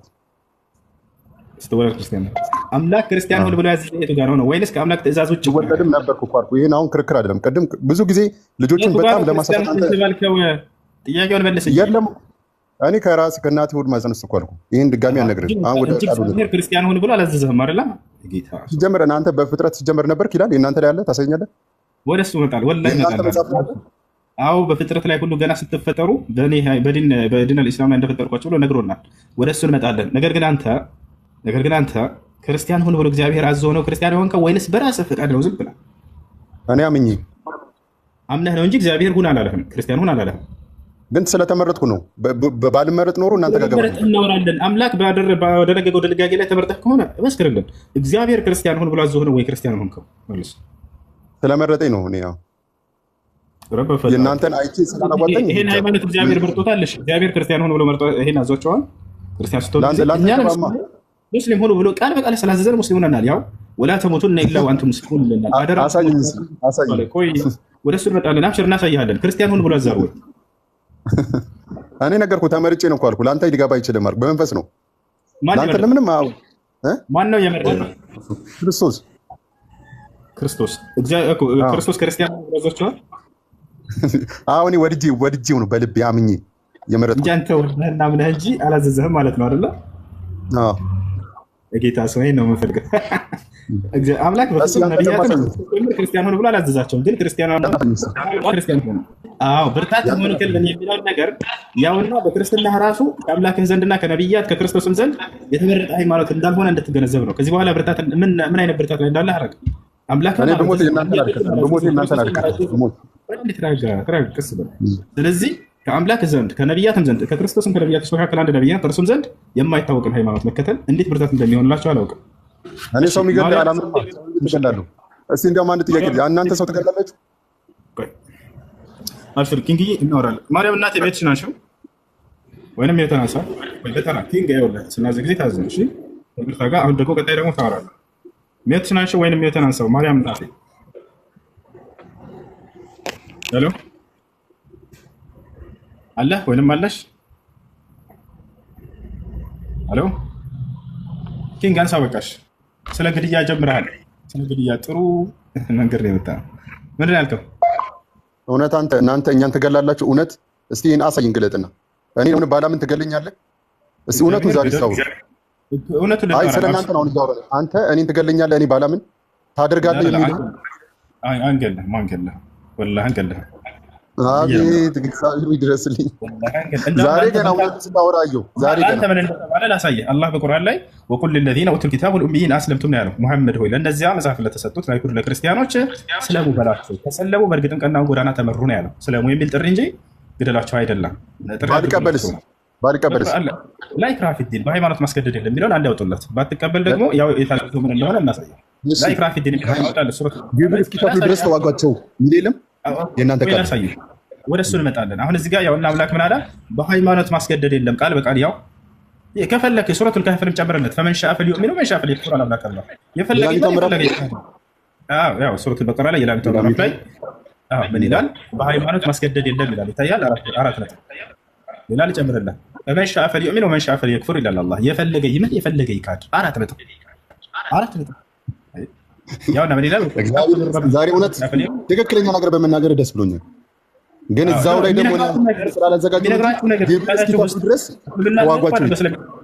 እዚህ ስትመጡ ጊዜ የተለየ ነገር የምትሰሙ ማለት አውራሽ የሚነግሯቸው ጭንቅላታቸው ውስጥ የሚያደርጉና መጥፎ ግንዛቤ ቢኖራቸው ስለሚጭሩባቸው ነው እንጂ የእናንተ ቃል እኔ ምዕራፉን አላውቀውም እንጂ ንገርህ፣ ከምድር ላይ ያሉ ክፉ ፍጥረታቶች ክርስቲያንና አይሁዳኖች ናቸው። እስከ መጨረሻ ግደሏቸው፣ ግብር እስኪከፍሉ ድረስ የለም እዛ የትኛውን አስረዳ? ግብር እስኪሰጡ ድረስ የሚለውና እንግዲህ ያንን በእምነታቸው ባለማመናቸው ብቻ ምክንያት ግደሏቸው የሚል አይደለም። ባለማመናቸው ምክንያት ግደሏቸው አይደለም። ቃቲሉ ለዚነ ላ ዩእሚኑነ ቢላሂ ወላ ቢልየውሚል አኺር ወላ ዩሐርሙነ ማ ሐረመ አላሁ ወረሱሉሁ ወላ የዲኑነ ዲነ አልሐቅ ሚነ ለዚነ ኡቱል ኪታበ ሐታ ዩዕጡል ጅዝየተ ዐን የዲን ወሁም ሳጊሩን ይላል። አሁን የጠየቀው አንቀጽ ይሄ ነው። በሱረቱል ተውባ ላይ ይገኛል። አይደለ? አላህ ሱብሓነሁ ወተዓላ ያላመኑ ሰዎች አይሁድ ይሁን ክርስቲያን ማንኛ መጀመሪያ ዳዕዋ አድርጉላቸው ነው። ከተቀበሉ እሰየው፣ በጣም ጥሩ። መጀመሪያ ወደ ነብያት መንገድ ጥሯቸው፣ ወደ አምላክ ጥሯቸው። ከተቀበሉ እሰየው። እምቢ ካሉ ግን ግብር እንዲከፍሉ ዘዟቸው። አየህ አይደለ? ካላመኑ ግደሏቸው ይላል የቁርአን አንቀጽ። ላ ግብርን ለምን አስቀመጠ? አየህ አይደለ? እስላም መኖር ይችላል። ይሄ ሰውዬ እምነቱን ይዞ ነው። አያቸው አይደል? ካላመነ ግደሉት ይላል ወይ አንቀጹ? ወላሂ አይደለም። ባለማመናቸው አይደለም የሚለው። አንብብልኝ ሻውጣና። እሺ አንብብለት። ባለማመናቸው ሳይሆን ግብርን እንዲሰጡ ይላል። ግብር ደግሞ የአንድ ሀገር መንግስት ግዴታ ያደርጋል አይደል? በሀገሪቱ ላይ አይ አልከፍልም ምን ታመጣለህ ብለህ ትኖራለህ? በሀገር ላይ አትኖርም። ያ መንግስት ይዋጋሃል። ቦታል አይደል? ያ ማለት ነው፣ ሌላ ነገር አይደለም። ይስላል አሁን እዚህ ጋር ግብር ባለመስጠታቸው እንጂ ባለማመናቸው አይደለም። ሲነግሯቸው ግን ሲያጭበረብሯቸው ምን ይሏቸዋል? ካልሰለሙ ግደሏቸው ነው የሚለው ይሏቸዋል። ወላሂ እንደዛ አይደለም። አንብቡላቸው፣ አንብቡላቸው። እሺ እነዚያ መጽሐፉን ቁጥር 29 ነው አይደለ? ቁጥር 29 ነው አይፈልግም? እነዚያ መጽሐፍ የተሰጡትን ሰዎች እነዚያም በአላህና በመጨረሻው ቀን የማያምኑትን አላህንና መልእክተኛውም እሱም ያደረጉትንም እርም የማያደርጉትንና እውነተኛንም ሃይማኖት የማይቀበሉትም እነሱ የተዋረዱ ሲሆኑ ተረጋጋ አሉ። ግብርን በእጆቻቸው እስከሚሰጡ ድረስ ተዋጓቸው። ለምንድን ነው ያለው? አሁን እንግዲህ ከምን በኋላ ነው የመጣው? መዋጋቱ ከምን በኋላ ነው የመጣው? ባለማመናቸው አይደለም ግብርን ብሎ አስቀምጣላችሁ። ቅድም እንዳልኳችሁ የሚቀድመው የቱ ነው ግን? የሚቀድመው የቱ ነው? ወደኋላ መልሰው አትሸፍነኛ። ማነው እያሳየን ነው? መጀመሪያ ሳግር ነበር። ወደ እምነት ጥሯቸው፣ በአላህ እንዲያምኑ፣ በመልእክተኛ እንዲያምኑ፣ አምላክ በነቢያት ላይ ያወረደውን ህግና ስርዓት እርም እንዲያደርጉ የሚያደረገውን ያዘዘውን እንዲፈጽሙ ጥሪ አድርጎላቸው ከተቀበሉ ሰየው። እምቢ ካሉ ተዋጓቸው ይላል ወይ? ላ በፍጹም አይደለም። እንደዚያ እምቢ ካሉ በጣም ስለሚቀይረው እያነበብኩ እያለ ለምን ይቀይራል? እያወራ አይደለ እናንተ ለምን አሰብ አትቀይርበት፣ መልስበት። ከዚያ በኋላ እምቢ ካሉ ካላመኑ ገደሏቸው ነው ወይ? አይደለም በፍጹም ግብር ብሎ አስቀመጠ። አያቸው አይደለ? ያ ነው ግብር እየከፈለ ይኖራል እንደፈለገ። በሙስሊም ሀገር ላይ ነው በነገራችን ላይ የሙስሊም ሀገር ሁና እስልምና መሪ እያስተዳደረ በቁርአንና በሐዲስ እየተተዳደረቻች ሀገር ጫፉ እንዳይነካ ግብር ከከፈለ በሰላም መኖር ይችላል። ታቻለ አይደለ? እምነቱን እንዳትነካበት የራሱን ንብረት ማራመድ ይችላል ወይ? መብቱ ነው። ነገር ግን በዛች ሀገር ላይ ሲኖር ጊዜ ያ መንግስት ለሀገሪቱ ደህንነት፣ ለሀገሪቱ መድኃኒት ቤት አለ አይደል? እንደዚህ የሚያወጣቸው ነገራቶች አሉ። ያንን ይህ አይሁድና ክርስቲያን በዛች ሀገር ላይ ሲኖር ሁሉ ነገሩ ተጠብቆለት እንዲኖር የወታደር አለ፣ የፖሊሶች አለ። ይሄን እንዴት ነው መንግስት ከየት ነው የሚከፍለው? ከሀገሪቱ በሚገኘው ገቢ ነው አይደለ? የዛኔ ግብር ይክፈሉ አለ። በቃ ሙስሊሞችስ አለባቸው ወይ? ሙስሊሞችም አለባቸው። ምን ዘካ የሚባል አለ፣ ከግብር እጥፍ የሆነ ማለት ነው። ገብታችኋል አይደለ? ያን አልሰጥም ካለ ትዋጉታላችሁ ወይ ሙስሊሙን? አዎ በደንብ እንዋጋዋለን። ይህ በእምነት ብቻ ነገር ሳይሆን በቃ ሀገሪቱ ነዋሪ እስከሆነ ድረስ ሊያወጣ የሚገባው ነገር ነው። ያንን ያወጣል። ይሄ ነው እንጂ በእምነቱ ጫፉን እንዳትነኩት ብሎ ቅድም እንዳሳየውህ በሃይማኖት ማስገደድ የለም ይላል። ዳዕዋ ብቻ ቅድም ከሚለው ቦታ ላይ ግብር ይቀድማል፣ ሃይማኖት ይቀድማል። አሁን ያወጣው ቦታ ላይ ለምን ይሸፍናል? ግብር ብሎ መጀመሪያ ሃይማኖትን የማይቀበሉት ነው ግብር ከዛ በኋላ ነው የሚለው እኮ። ሃይማኖትን ካልተቀበለ ወደ ግብር ጥሪ ታደርግለታለህ። በቃ እንደዚህ ከሆነ ሃይማኖትህን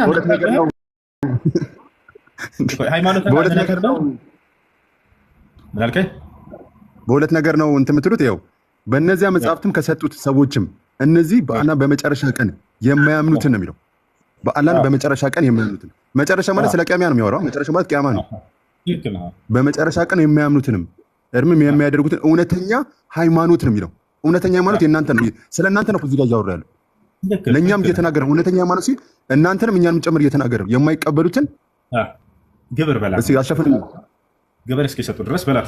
እሷን ነው የፈለገው። አሸፍንኛ ወደዚህ በላ። እውነተኛ ሃይማኖትን እነርሱ የማይቀበሉት እነርሱ የተዋረዱ ሆነው ሁለት ነገር ነው እዚህ ጋር ሃይማኖትን የተዋረዱ ሆነው ግደሏቸው ነው የሚለው። ቆይ አንዴ ሃይማኖታቸውን ስለተዉ የተዋረዱ ሆነው ግደሏቸው ነው የሚለው። ያው አልሸፈንኩብህም። እሺ የተዋረዱ ሆነው ግደሏቸው ነው የሚለው ወይስ ግብር መዋጋት ምንድን ነው? ስለመዋጋቱ እንመጣለን። እሱ ቅድም ስትናገር ምንድን ነበር? ስላላመኑ ስትለን ነበር። እሱን እያስረዳን ነው።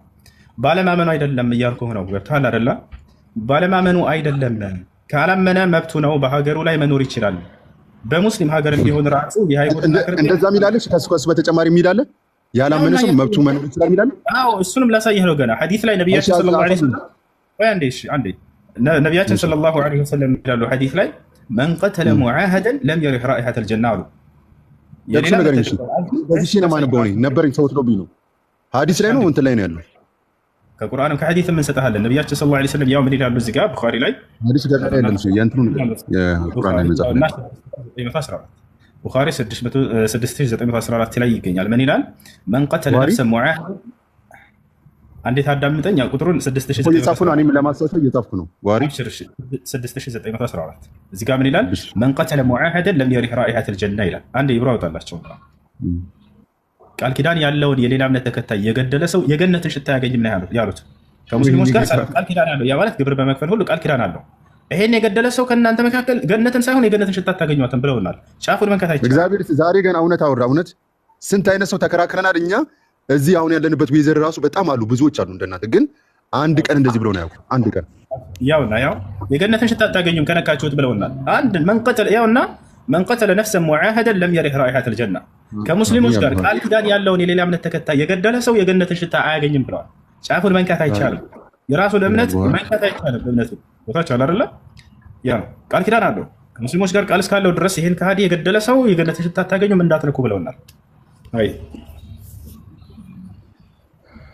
እኔ እንደዚህ አይነት ነገር ሰምቼ ማላቅ አንተ ብቻ ስትል ሰማሁ። ሌላ የሰማችሁት ካለ ስለ እስልምና መጠየቅ ትችላላችሁ እዚህ መጣችሁ። ማንኛውም ሌላ ደግሞ እንትን 9 ሚስት ለምን አገባ ጥያቄ ስለሆነብኝ ነው። እንግዲህ አምላክ አላህ ሱብሓነሁ ወተዓላ በቁርአን ላይ ሲናገር ጊዜ في سورة الرعد ላይ ምን ይላል? ወለቀድ አርሰልና ረሱለን ሚን ቀብሊከ ወጀዐልና ለኩም አዝዋጀን ወዙርሪያ ወማ ካነ ሊረሱሊን አን የእትየ ቢአየትን ኢላ ቢኢዝኒላህ ሊኩሊ አጀሊን ኪታብ ይላል። ሙሐመድ ሆይ በእርግጥም ከአንተ በፊት መልእክተኞችን ልኬያለሁኝ ለእነርሱም ሚስቶችን አድርጌላቸው ነበር ይላል። እንግዲህ ነቢዩ ሙሐመድ ሰለላሁ ዐለይሂ ወሰለም የመጀመሪያቸው አይደሉም ማለት ነው። ከእርሳቸው በፊት ቀደምት ነቢያት ከአንድ በላይ እንዲያገቡ ተደርገዋል። ቦታቸዋል አይደለ? ታባዎች ነቢያቶችን ራሱ አላህ ሱብሓነሁ ወተዓላ ላሳይ ይችላል። የቁርአን አንቀጽ አሁን የምናገረውን እኛ ጋርም አለ። በብሉይ ኪዳን ላይ ብዙ ያገቡ ሰዎች ስላሉ ነው ያገቡ ነበር ነቢያቶች ብሎ አላህ በቁርአን ላይ ይገልጽልን። ታዲያ ነቢዩ ሙሐመድ ሰለላሁ ዐለይሂ ወሰለም ለምንድን ነው ያገቧቸው? ለምን እንዳልበቃቸው ወደሚለው እንምጣ። ነቢያችን ሰለላሁ ዐለይሂ ወሰለም በአንድ ሚስት ብቻ እስከ 53 ዓመታቸው ድረስ የቆዩት በአንድ ሚስት ብቻ ነው። ታውቃላችሁ ይሄን? አንድ ሚስት ብቻ ከዲጃ በአንድ ሚስት ብቻ እስከ 53 ዓመት ድረስ ቆይ ልነግርህ ነው። ከዚያ በኋላ የዘጠኞችን ያገቡባቸውን ከዚያ በኋላ ባለው እድሜያቸው ላይ ነው። አሁን ምንድነው ጥያቄው እዚህ ጋር እንደው የወሲብ ጥምን ለማርካት ቢሆን ሌላ እምነት ተከታይ እንደሚያስቡት በወጣትነት ዘመናቸው ነበር እንደዚህ ሁሉ የሚሰበስቡት አይደል እንዴ? አንድ ሰው ወጣት ዘመኑ በአንድ ሚስት ብቻ አሳልፎ በእድሜው ካለፈና ከሄደ በኋላ የሚያገባበት ምንድነው ዓላማው? ምንድነው ዓላማው ከተባለ በቁርአን ላይ አላህ በቁርአን ላይ ይገልጽልናል። ወዝኩርነ ማ ዩትላ ፊ ቡዩቲኩነ ሚን አያቲላሂ ወልሂክማ በቁርአን ላይ ራሱ አላህ ቃል በቃል ያን ሻአን ነብይ እያለ ትእዛዝ ያወርድላቸዋል። እናንተ የነብዩ መሐመድ ሚስቶች ሆይ እያለ እርሳቸውን ለየት ያለ ትእዛዝ ሲያዝ እናያለን። ለምን ዓላማ እንዳገቧቸው ይገልጻል አላህ። ወዝኩርነ ማ ዩትላ ፊ ቡዩቲኩነ ሚን አያቲላሂ ወልሂክማ ኢነላሃ ካነ ለጢፈን ኸቢራ ይላል። በነብዩ መሐመድ ቤት ውስጥ የሚወሳውን የእኔን የአምላካችሁን ቃል የእርሱንም አስተምህሮት ጥበብን ለትውልድ አስተላልፉ ይላቸዋል። ለዚህ ላይ ያገቧቸው ወታቻል አይደለ? ታዲያ ይሄንንም እነርሱ የነብዩ ሰለላሁ ዐለይሂ ወሰለም ሚስቶች ከእርሳቸው ትምህርትን በመቅሰም ለትውልድ አስተላለፉ፣ ያዘዛቸውን ማምላክ አደረጉ፣ አለፉ። በቃ ይሄ ነው ወታቻል። እናታችን አይሻ የነብዩ ሰለላሁ ዐለይሂ ወሰለም ሚስት የሆነችዋ 2020 ምናምን አካባቢ ሐዲሶችን በጭንቅላቷ ሸምድዳ ለትውልድ ቁጭ ብላ ታስተምር ነበር። ለዚህ ዓላማ ነው አላህ ሱብሓነሁ ወተዓላ ከአንድ በላይ እንዲያገቡ የደነገገባቸው ማለት ነው። ያንን በወጣትነት እድሜያቸው ላይ አላደረጉትም። በአንድ ሚስታቸው ከ25 ዓመታቸው ጀምሮ እስከ 53 ዓመታቸው ድረስ በአንድ ሚስት ነው ያሳለፉት። ለዚያውም በ15 ዓመት የምትበልጣቸውን ሴት ነበር ያገቡት። ለዚያውም ተጠይቀው ነበር ሁሉ ሄደው እንደው የትኛውን ቆንጆ ልጅ ላግባ ብለው መርጠው እንኳን አይደለም። ታውቃላችሁ አይደል? እና ያገቡባቸው ዓላማ ለምንድን ነው ለሚለው ጥያቄ አምላክ አላህ ራሱ ነው መልስ የሰጠው። እናንተ የነብዩ መሐመድ ሚስቶች ሆይ እያለ ያዘዛቸው በቤታችሁ ውስጥ የሚወሳውን የእኔን ቃልና የነብዩ መሐመድን ትምህርት ለትውልድ እንድታስተላልፉ ዘንድ ነው አስተላልፉ ብሏቸዋል። ይህንንም በብቃት ተወጥተው አሳልፉ። አይሻ ሳትሞት አይደለ እንዴ ሁሉ ያገባው ወይስ ከሞተች በኋላ ነው? እናታችን የመጀመሪያ ሚስታቸው ከዲጃ ትባላለች። እሷ ከሞተች በኋላ ነው ሁላቸውን የሚያገቡት ልክ በ53 ዓመታቸው ላይ። ከዚያ በኋላ ነው እዚያ መዲና ላይ ልክ ሲረጋጉ ጊዜና አስተምሮ በደንብ መውረድ ሲጀምር ጊዜ በቃ ከዚህ በኋላ ትምህርት ሊወርድ ስለሆነ ከእርሱ ጋር የምትሰሙትን ቃል ሁሉ ታስተላልፉ ዘንድ ብሎ አዘዛቸው። ለዚህ ነው ቃል በቃል ቁርአን ላይ በቤታቸው ውስጥ የሚወሳውን የእኔን የአላህን ቃል የመልእክተኛውን ጥበብ ለትውልድ አውሱ ይላቸዋል። ይህንን ያገቡባቸውን ዓላማ ቃል በቃል ይገልጻል።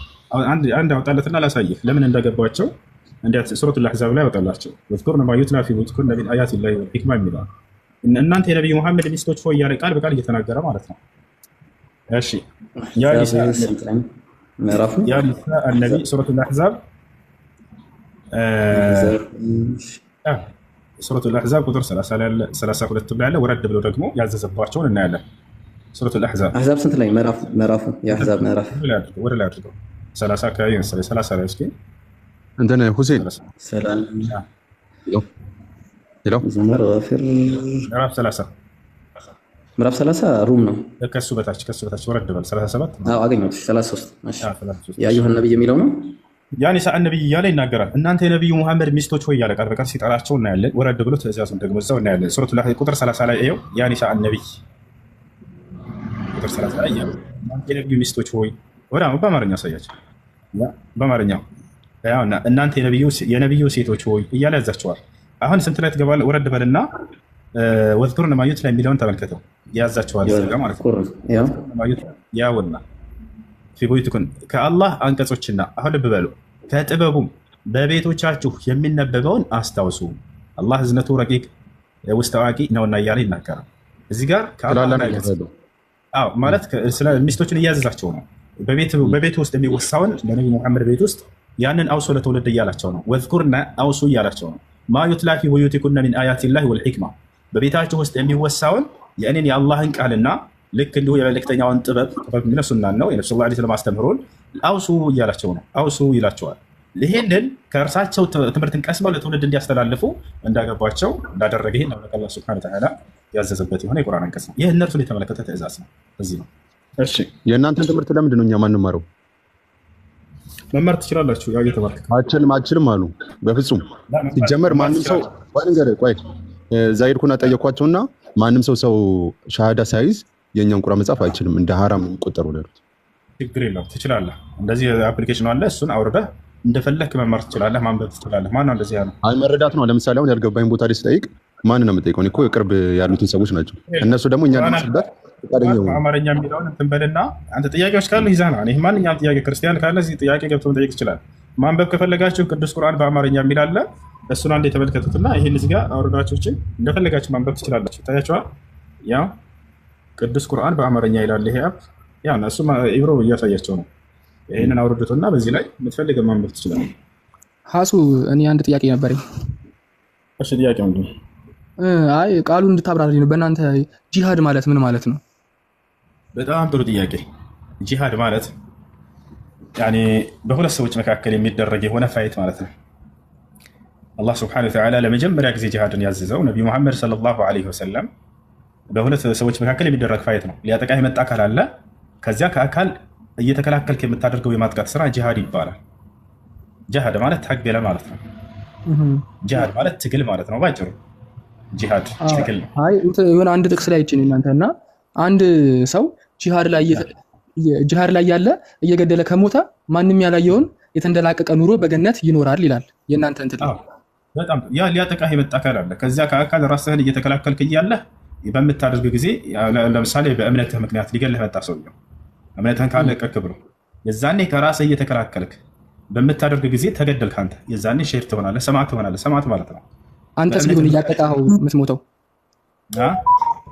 እያጠቃኸው የምትሞተው ለአንተ የሚቆጠርልሃል። የአካል ሊያጠቃህ ከመጣ ነው። አንተ ሰላማዊ የሆነን ሰው ሄደህ በመግደልህ ጂሃድነት አይባልም። ሰላማዊ የሆነ ሰው ቅድም እንዳልኩህ ምን ይላል? ቅድም ያሳየነው ሐዲስ አይተሃል። ኪንግን ማለት ነው። መን ቀተለ ሙዓሀደን ለም የሪህ ራኢሐተል ጀና አሉ ነብዩ ሰለላሁ ዐለይሂ ወሰለም። ምን አሉ? ቃል ያለውን የሌላ እምነት ተከታይ ከሙስሊሞች ጋር ቃል ኪዳን ያለውን ሰላም ያሰፈናል ማለት ነው። እሱን የገደለ የገነትን ሽታ አያገኝም ነው ያሉት። በፍጹም ገነትን አያገኝም ይሄ ሰው። መን ቀተለ ሙዓሀደን ለም የሪህ ራኢሐተል ጀና አሉ። ሰላማዊ የሆነ ቃል ኪዳን ያለውን የሌላ እምነት ተከታይ የገደለ ሰው የገነትን ሽታ አያገኝም ነው ያሉት። ታዲያ ምን አይነት ሰው ነው ከተባለ በሃይማኖት ምክንያት ሊጋደልህ የመጣን ሰው ነው። አሁን ሱረቱል በቀራ ላይ ያወጣላቸው አላህ ምን አይነት ሰዎችን ተጋደሉ እንዳለን እናሳየ። ወቃቲሉ ፊ ሰቢልላህ አለዚነ ዩቃቲሉነኩም ይላል። እነዚያ በአላህ መንገድ ላይ የሚዋጓችሁን ተዋጓቸው ነው ያለው። ገብቶሃል አይደለ? የሚዋጓችሁን የሚለውን አስምረበት። ሊዋጋህ የመጣን አካል ማለት ነው። ታዲያ በምን ምክንያት? በአላህ መንገድ ላይ ማለት በሃይማኖት ምክንያት ሊዋጋህ የመጣ አካል ካለ ሃይማኖትን ካልለቀቅ ብሎ የሚዋጋህን የዛኔ ከራስህ እንድትከላከል የምታደርገው ፋይት ጂሃድ ይባላል። እሱ የሆነ አንድ ሌላ ቆይ የሆነ ጥቅስ ላይ ከእናንተ አይቼ እኮ ነው እኔ የአላህ መልእክተኛ መሆኔን እስኪመሰክሩና ዘካን እስኪሰጡ ሰላትንም እስኪሰግዱ ድረስ እንግደላቸው ይላል። እንግደላቸው አይደለም ሐዲሱ ልንገርህ የሚለው ነው። ኡሚርቱ አን ኡቃቲለ ናስ ሐታ የሽሀዱ አን ላ ኢላሀ ኢለላህ ወአኒ ረሱሉላህ ነው የሚለው። ኡሚርቱ ታዘዝኩኝ አን ኡቃቲለ ናስ ሰዎችን እንድገድል አይደለም። እንድገድልና እንድጋደል ይለያያሉ። እንድገድል ከሆነ ሄዶ መግደል ነው። እንድጋደል ከሆነ ሊጋደልህ የመጣን አካል ስለመጋደል ነው የሚያወራው። ቀተልና ያኔ ዩቃቲል ይለያያሉ። ገደለ ይጋደላል። አሁን ለምሳሌ አንድ ሰው ሰላትን አልሰግድም በማለቱ ሊጋደለው አልሄደም እኮ አልሰግድም ብሎ ቁጭ አለ። ወደሚለው እንምጣ እናሳየህ ከቁርአን ምን አይነት ሰው ነው ያልኩትኝ። እስቲ አውጣልኝ። አሁን ያልኩት ጋር እኮ የመጋደል እና የማጥቃት ምልክት የለውም። አንድ ሰው ምን ይላል? ዘካን እስኪሰጥና ሰላትን እስኪሰግድ ድረስ እንጋደላቸው ምን ማለት ነው? መጋደል ማለት ሊዋጋ የመጣ አካል ነው። አሁን እዚያ ቦታ ላይ ኡሚርቱ አን ኡቃቲለ ናስ ያንን አንቀበልም ብለው ከዚያ በኋላ እንደገና በሙስሊሞች ላይ ጦርነትን ሲከፍቱ ጊዜ ነው ሐዲሱ የሚፈታው በቁርአን ነው። ገብቶሃል አይደለ? ምን አይነት ሰዎች ነው ተጋደሉ የተባላችሁት ከተባለ ጊዜ ከባህሪው መካከል አንደኛው ምንድነው? ቅድም የጠቀስከው ነው ሐዲሱ ላይ ካለው በአላህ አላምንም ካለ በመጨረሻው ቀን አላምንም ካለ በመልእክተኛው አላምንም ካለ ይሄ አንደኛው ባህሪው ነው። ዞሮ እንደገና በዚህ ሰውየው በእምነቱ ላይ ሳለ ካልተዋጋ እንዋጋው ያውና ምን ይላል? ማንም መዋጋት እንዳለበት ሲናገር ምን ይላል? ወቃቲሉ ፊ ሰቢልላህ الذين يقاتلونكم የሚለውን አውጣን ሱረቱል በቀራ ላይ ወቃቲሉ ፊ ሰቢልላህ ሱረቱል በቀራ 190 ነው። አውጣው አላውራ ሱረቱል በቀራ 190 ምን አይነት አካል መዋጋት እንዳለበት ይናገራል የቁርአን አንቀጽ። ያውና አማርኛውን ያ ምን ይላል? እነዚያንም አለ እነማንን የሚጋደሏችሁን ከሃዲዎች በአላህ መንገድ ተጋደሏቸው ይላል። በአላህ መንገድ ተጋደሏቸው የሚለውን አሳየው። ተጋደሉ ይላል። ይሄ አይደለ? ማንም የሚጋደሉትን ሊጋደል ካልመጣስ በፍጹም ያን ጫፉን መንካት አይቻልም። ቅድም እንዳልኩ አንድን የሌላ እምነት ተከታይ ከሙስሊሞች ጋር ቃል ኪዳን ያለውን የማይጋደል ሰላማዊ የሆነን የገደለ የገነትን ሽታ ያገኝ ብለ የተባለው ወሰን አትለፉ ይላል። እንዳውም ያው ቀጥሎ ወሰን አትለፉ ማለት ምን ማለት ነው? ሊጋደል ያልመጣን አካል እንዳትገደል ማለት ነው። ቶታል አይደለ? ኢነላህ ላ ዩሂቡል ሙዕተዲን አላህ ወሰን አላፊዎችን አይወድምና አለ። አየህ፣ ሰላማዊ የሆነን ሰው የሚጋደልን አይወድም አላህ አይፈልግም። ወታቻል አይደል? ይሄ ሰው ወዴት ነው የሚያስገባው ከተባለ ሲኦል ነው የሚከተው። ነብዩ ሰለላሁ ዐለይሂ ወሰለም ቀደም እንዳሉት ሰላማዊ የሆነን የሌላ እምነት ተከታይ የገደለ ሰው የገነትን ሽታ ያገኛትም ነው ያሉት። እንዳትነኩ ብለዋል። ወታቻል ታዲያ እነዚህ ያልተጋደሏቸውን እንዳውም መልካም ዋሉላቸው እያለ የሚያዝበትን ሁሉ ላሳየ ሱረቱል ሙምተሂና ነው ታዲያ አንድ ጊዜ መልካም ዋሉላቸው በእነርሱ መልካም በመዋል ትጸድቃላችሁ ሁሉ ያለበትን ላሳየ ነው። ሱረቱል ሙምተሂና ነው ታዲያ እሺ አለች ቆይ አለ እዚህ ጋር ላ የንሃኩም አላህ የሚለው ሱረቱል ሙምተሂና ላይ አለለዚነ ለም ይቃቲሉኩም ፊዲን በሃይማኖት ያልተዋጓችሁን መልካም ብትውሉላቸው አልከለክላቸውም ብሎ አላህ ሱብሓነሁ ወተዓላ ተናግሯል። ሱረቱል ሙምተሂና ቁጥር 8 ላይ እሺ ሱረቱል ሙምተሂና ምዕራፍ 60 ቁጥር 8 የታበጡ ጠፋ እዚህ ጋር ነበር እኮ ለዙም የሚመቻል ብዬ ነው። እሺ ምዕራፍ 8 ከሌለ በቃ ወደዛ ሄዳለሁ። እሺ በቃ አውጣለሁ ያው ነው ያውና ምዕራፍ 60 ቁጥር 8 ምን ይላል? ያውና ከእነዚያ በሃይማኖት ካልተጋደሏችሁ በሃይማኖት ካልተጋደሏችሁ ከአገሮቻችሁም ካላሳደዷችሁ ያውና ካላስወጧችሁ ከሃዲያኖች መልካም ብትውሉላቸው አልከለክላችሁም ይላል። አያለ ወደ እነርሱ ብታስተካክሉ ጥሩ ብትሰሩ ማለት ነው አላህ አይከለክላችሁም። በሃይማኖት ያልተዋጋህን ከሀገር ያላሳደደህን ሰላማዊ የሆነን ሰው መልካም ብትውልለት አልከለከለህም እያለ ነው አላህ። እንዳውም ለእነዚህ መልካም የሚውሉትን እንደሚወዳቸው መጨረሻ ላይ ይገልጻል። ተመልከቱ አሳይ ኢነላህ ዩሂቡል ሙቅሲቲን ይላል። ምን ይላል? አላህ ትክክለኞችን ይወዳልና ጥሩ የሚያደርጉ የሚያስተካክሉ ለእነዚህ መልካም የሚውሉትን እንደሚወድ ሁሉ ተናገረ። ሰላማዊ ለሆነ ለሌላ እምነት ተከታይ መልካም የሚውል ሰው ምንዳን ያገኛል። እንዳውም አላህን ያልከለከላቸው መልካም ብትውሉላቸው አለ። ታዲያ ምን አይነቶችን ነው ከተባለ እነዚያን የሚዋጓችሁን ከሀገራቸው የሚያስወጧችሁን ነው አለ። ቀጥሎ ምን አለ? አላህ የሚከለክላችሁ ግን አለ ከእነዚያ በሃይማኖት ከተጋደሏችሁ። ቀጥሎ ምን አለ? ከሀገራችሁም ካስወጧችሁ ያ ነው እናንተንም በማውጣት ላይ የሚያደርጓቸው ከረዱት አለ ከሃዲዎች እነዚህ ነው። ስለዚህ ስለሚጋደሉ አካሎች እንጂ ሰላማዊ የሆነ የሌላ እምነት ተከታይ ጫፉን መንካት አያዝም። ያንን ጫፉን የነካ የጀነትን ሽታ ያገኝ ደግሞ እንዳውም ለእነዚያ መልካም መዋል ምንዳን ያስገኛል፣ የአላህን ውዴታ ያጎናጽፋል። ይሄ ነው። ሌላን ጨምርላችሁ በተናጠል ከተባለ ነቢያችን ሰለላሁ ዐለይሂ ወሰለም ለአይሁድ ለክርስቲያን ያደረጉትን ውዴታ እናሳያቸዋለን። ሲታመሙ ሄደው ይጠይቋቸው ነበር። ይሄን እናሳየ። ነቢያችን ሰለላሁ ዐለይሂ ወሰለም ከዕለታት አንድ ቀን አንድ አይሁድ ነበር ይወዳቸዋል። ዝም ብሎ በቃ ይላካቸው ያገለግላቸዋል። አይ አንተ አይሁድ ነህ እናንተ እንግዲህ እየጸደቃለሁኝ አላሉትም። ጠፋ ልጅ ከዕለታት አንድ ቀን ይሄ ወጣት ልጅ ጠየቁ ነቢዩ ሰለላሁ ዐለይሂ ወሰለም አይነ ልጉላም አልየሁዲ አሉ። ያ አይሁድ ልጅ የት አለ የት ጠፋኝ ብለው ሁሉ ጠየቁ። እነሆ መርዶ ያ ረሱላህ አሏቸው። እርሱ ታሞ ቤቱ ተኝቷል አሏቸው። ሂጄ መጠየቅ አለብኝ አሉ ነቢ ሰለላሁ ዐለይሂ ወሰለም። ሄዱ ይሄን አይሁድ እቤቱ ሊጠይቁት ማለት ነው። ታመው ይጠይቋቸው ነበር። ያ ጀማዓ ሄዱ ነቢያችን ሰለላሁ ዐለይሂ ወሰለም እቤቱ ደረሱ። ቆረቆሩና ቤት ውስጥ ገቡ። ከገቡ በኋላ ፈጀለሰ ዒንደ ረእሲሂ ወደዓሁ ኢለል ኢስላም ነቢያችን ሰለላሁ ዐለይሂ ወሰለም ከራሱ ስር ሂደው ተቀምጠው ቤት ውስጥ ገብተው አጽናንተው ከጨረሱ በኋላ እስልምናን ተቀበል ብለው ጥሪ ያደረጉለት ነቢይ ናቸውና ማንኛውንም ከሀዲስ ያገኙ ወደ እምነት ጥሪ እንዳደርጉ ታዘዋል። ግዴታቸው ነው። ነቢያቶች ያ ቡነይ ቁል ላኢላሃ ኢለላህ አሉት። አንተ ልጅ ሆይ ላኢላሃ ኢለላህ በል ከአንድ አላህ በስተቀር በእውነት የሚመለክ አምላክ የለም ብለህ መስክር አሉት። ፈነዘረ አልጉላም አልየሁዲ ኢላ አቢህ ይህ አይሁድ ልጅ ወደ አባቱ ተመለከተ፣ ፈርቷል። አይሁዶች ያውቁ ነበር ትክክለኛ ነቢይ መሆናቸው ነቢ ሰለላሁ ዐለይሂ ወሰለም። ነገር ግን ለምን ከኢስሐቅ ዘር አልወጣም ብለው እልህ ይዟቸው ነው ሳይቀበሉ የቀሩት። አባትየው ተረዳ። ያ ቡነይ አጢዕ አብልቃሲም አለው፣ ልጄ ሆይ ፈቃድህ ከሆነ ተከተላቸው ስማቸው በል የሚል ሆን አለ። ልጁ በደስታ ወዲያው ሻሃዳ ቃል ተቀበለ። ቃለ አሽሀዱ አን ላኢላሃ ኢለላህ ወአነከ ረሱሉላህ እነሆ ከአንድ አላህ በስተቀር በእውነት የሚመለክ አምላክ የለም እርሶም ደግሞ የአላህ መልእክተኛ ናቸው ብዬ መሰክራለሁኝ አለ። ወዲያው ይህ አይሁድ ልጅ ሞተ። ነቢያችን ሰለላሁ ዐለይሂ ወሰለም እንዲህ እያሉ እየተናገሩ ወጡ። ፈኸረጀ ነቢይ ሰለላሁ ዐለይሂ ወሰለም ሚን በይት ልጉላም አልየሁዲ ወሁወ የቁል አልሐምዱሊላሂ አለዚ አንቀዘሁ ሚነ ናር ይሄ ልጅ ከጀሃነም እሳት ያዳነ አምላክ የአላህ ምስጋና ይገባው እያሉ ነቢ ሰለላሁ ዐለይሂ ወሰለም ወጡ ይላል። ከዚህ ላይ አስረዳቸው የፈለኩት ነገር ምንድን ነው? ሲታመሙ ሂደው ይጠይቋቸው ነበር። ታቸዋል ሲራቡ ያበሏቸው ነበር፣ ሲጠሙ ያጠጧቸው ነበር፣ ይረዳዱ ነበር ከእነርሱ ጋር ይህን ሁሉ ያደርጉ ነበር ማለት ነው። ይህን ይመስላል። እሺ ሄሎ ሁሴን፣ ሄሎ ሌላ ደግሞ መጠየቅ ፈልገው በጣም የሰሞኑ መነጋገሪያ የሆነው ቲክቶክ ላይ ደግሞ አንድ ሰው ከሞተ በኋላ 100 ድንግል ሴቶች ከነዛ ጋር ሴክስ ያደርጋል ይላል። የዛን ሰዓት ስታደርጉ በፈጣሪ ፊት ነው ያንን ሴክስ የምታደርጉት? በስጋዊ ተነስታችሁ ነው? እንዴት ነው? አዋይደር በጣም እዚህ ጉዳይ ላይ እያብራራ ነበር። እንደገና አንተስ ምን አይነት ሰው ነው? ሁለት እኛ ጋር አሁን እዚህ ባለንበት ወደ ምስራቁ ክልል 3 አይነት እንትኖች አሉ ሙስሊሞች ታውቃለህ? የተቃረኑ በአንድ ቦታ ሆኖ ግን የተወለ 3 አይነት ስላሉ ነው እኛ አካባቢ ያሉት። እና አንተስ እንዴት ትላለህ? ይሄን ነገር በአካላዊ ነው ሄዳችሁ የምታደርጉት? በስጋ ተነስታችሁ ነው? እንዴት ነው? በጣም እየገረመኝ ነው። 100 ሴቶችን 5 ሚኒት ድንግላቸው ትወስዳለህ ይላል።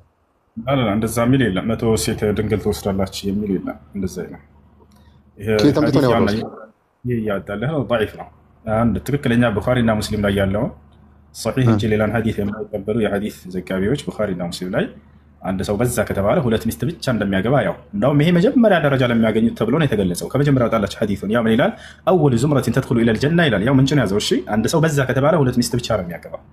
አወሉ ዙምረቲን ተልጁ አልጀና መጀመሪያ ወደ ገነት የሚገቡ ግሩፖች ይላል ጀማዓዎች ሱረቱሁም ዐላ ሱረት አልቀመር ለይለቱል በድር የእነርሱ ቅርጻቸው መልካቸው ልክ እንደ በድር ሌሊት ጨረቃ የፈካና ያበራ ነው ይላል። መጀመሪያ የሚገቡት የሚለውን አስምርበት። ጀነት መጀመሪያ የሚገቡት ማን ናቸው? ነብያት ናቸው። ገብታችኋል? እነሱ ቀድሞ ስለነሱ ታላላቅ ደረጃ የሚናገር ነው። በዛ ተብሎ ራሱ 2 ሚስት እያለ እየተናገረ ነው። ምን ይላል? ቢጫው ላይ ያሰምረላችሁ ላይ ምን ይላል? ወሊኩል ዋሂድ ሚንሁም ዘውጀታኒ ለእያንዳንዳቸው ለእነርሱም 2 ሚስት አላቸው ነው የሚለው። 2 ሚስት ይላል ቃል በቃል ያው ይሄ ነው። እሺ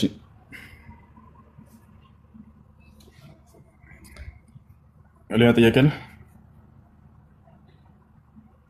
ስለ እጅ ምግብ ከበላችሁ በኋላ እጅ የምትልሱት ነገር ሱባ እንትን ምንድን ነው በረካ ነው ምናምን እንዳሉ ግን ሳያል ቡሃሪ 5456 ላይ ግን ለምንድን ነው መጀመሪያ ባርካችሁ ከበላችሁ ለምንድን ነው የሚለውን ሐዲስ አውጣለት። ሐዲሱ የሚናገረው ኢስራፍን ስላለማድረግ ለማመላከት ነው። አንድ ሰው ለምን መጀመሪያ ባርካችሁ አይደለም ብሎ አላህ ስም ብለን የምንበላው ነገር ግን ኢስራፍ አለማድረግ በእስላም ማባከን የተጠላ ነው። ገብቶሃል አይደለ?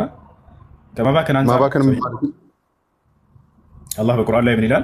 ወኩሉ ወሽረቡ ወላ ቱስሪፉ ይላል። በሉ ጠጡ፣ ነገር ግን አታባክኑ ይላል።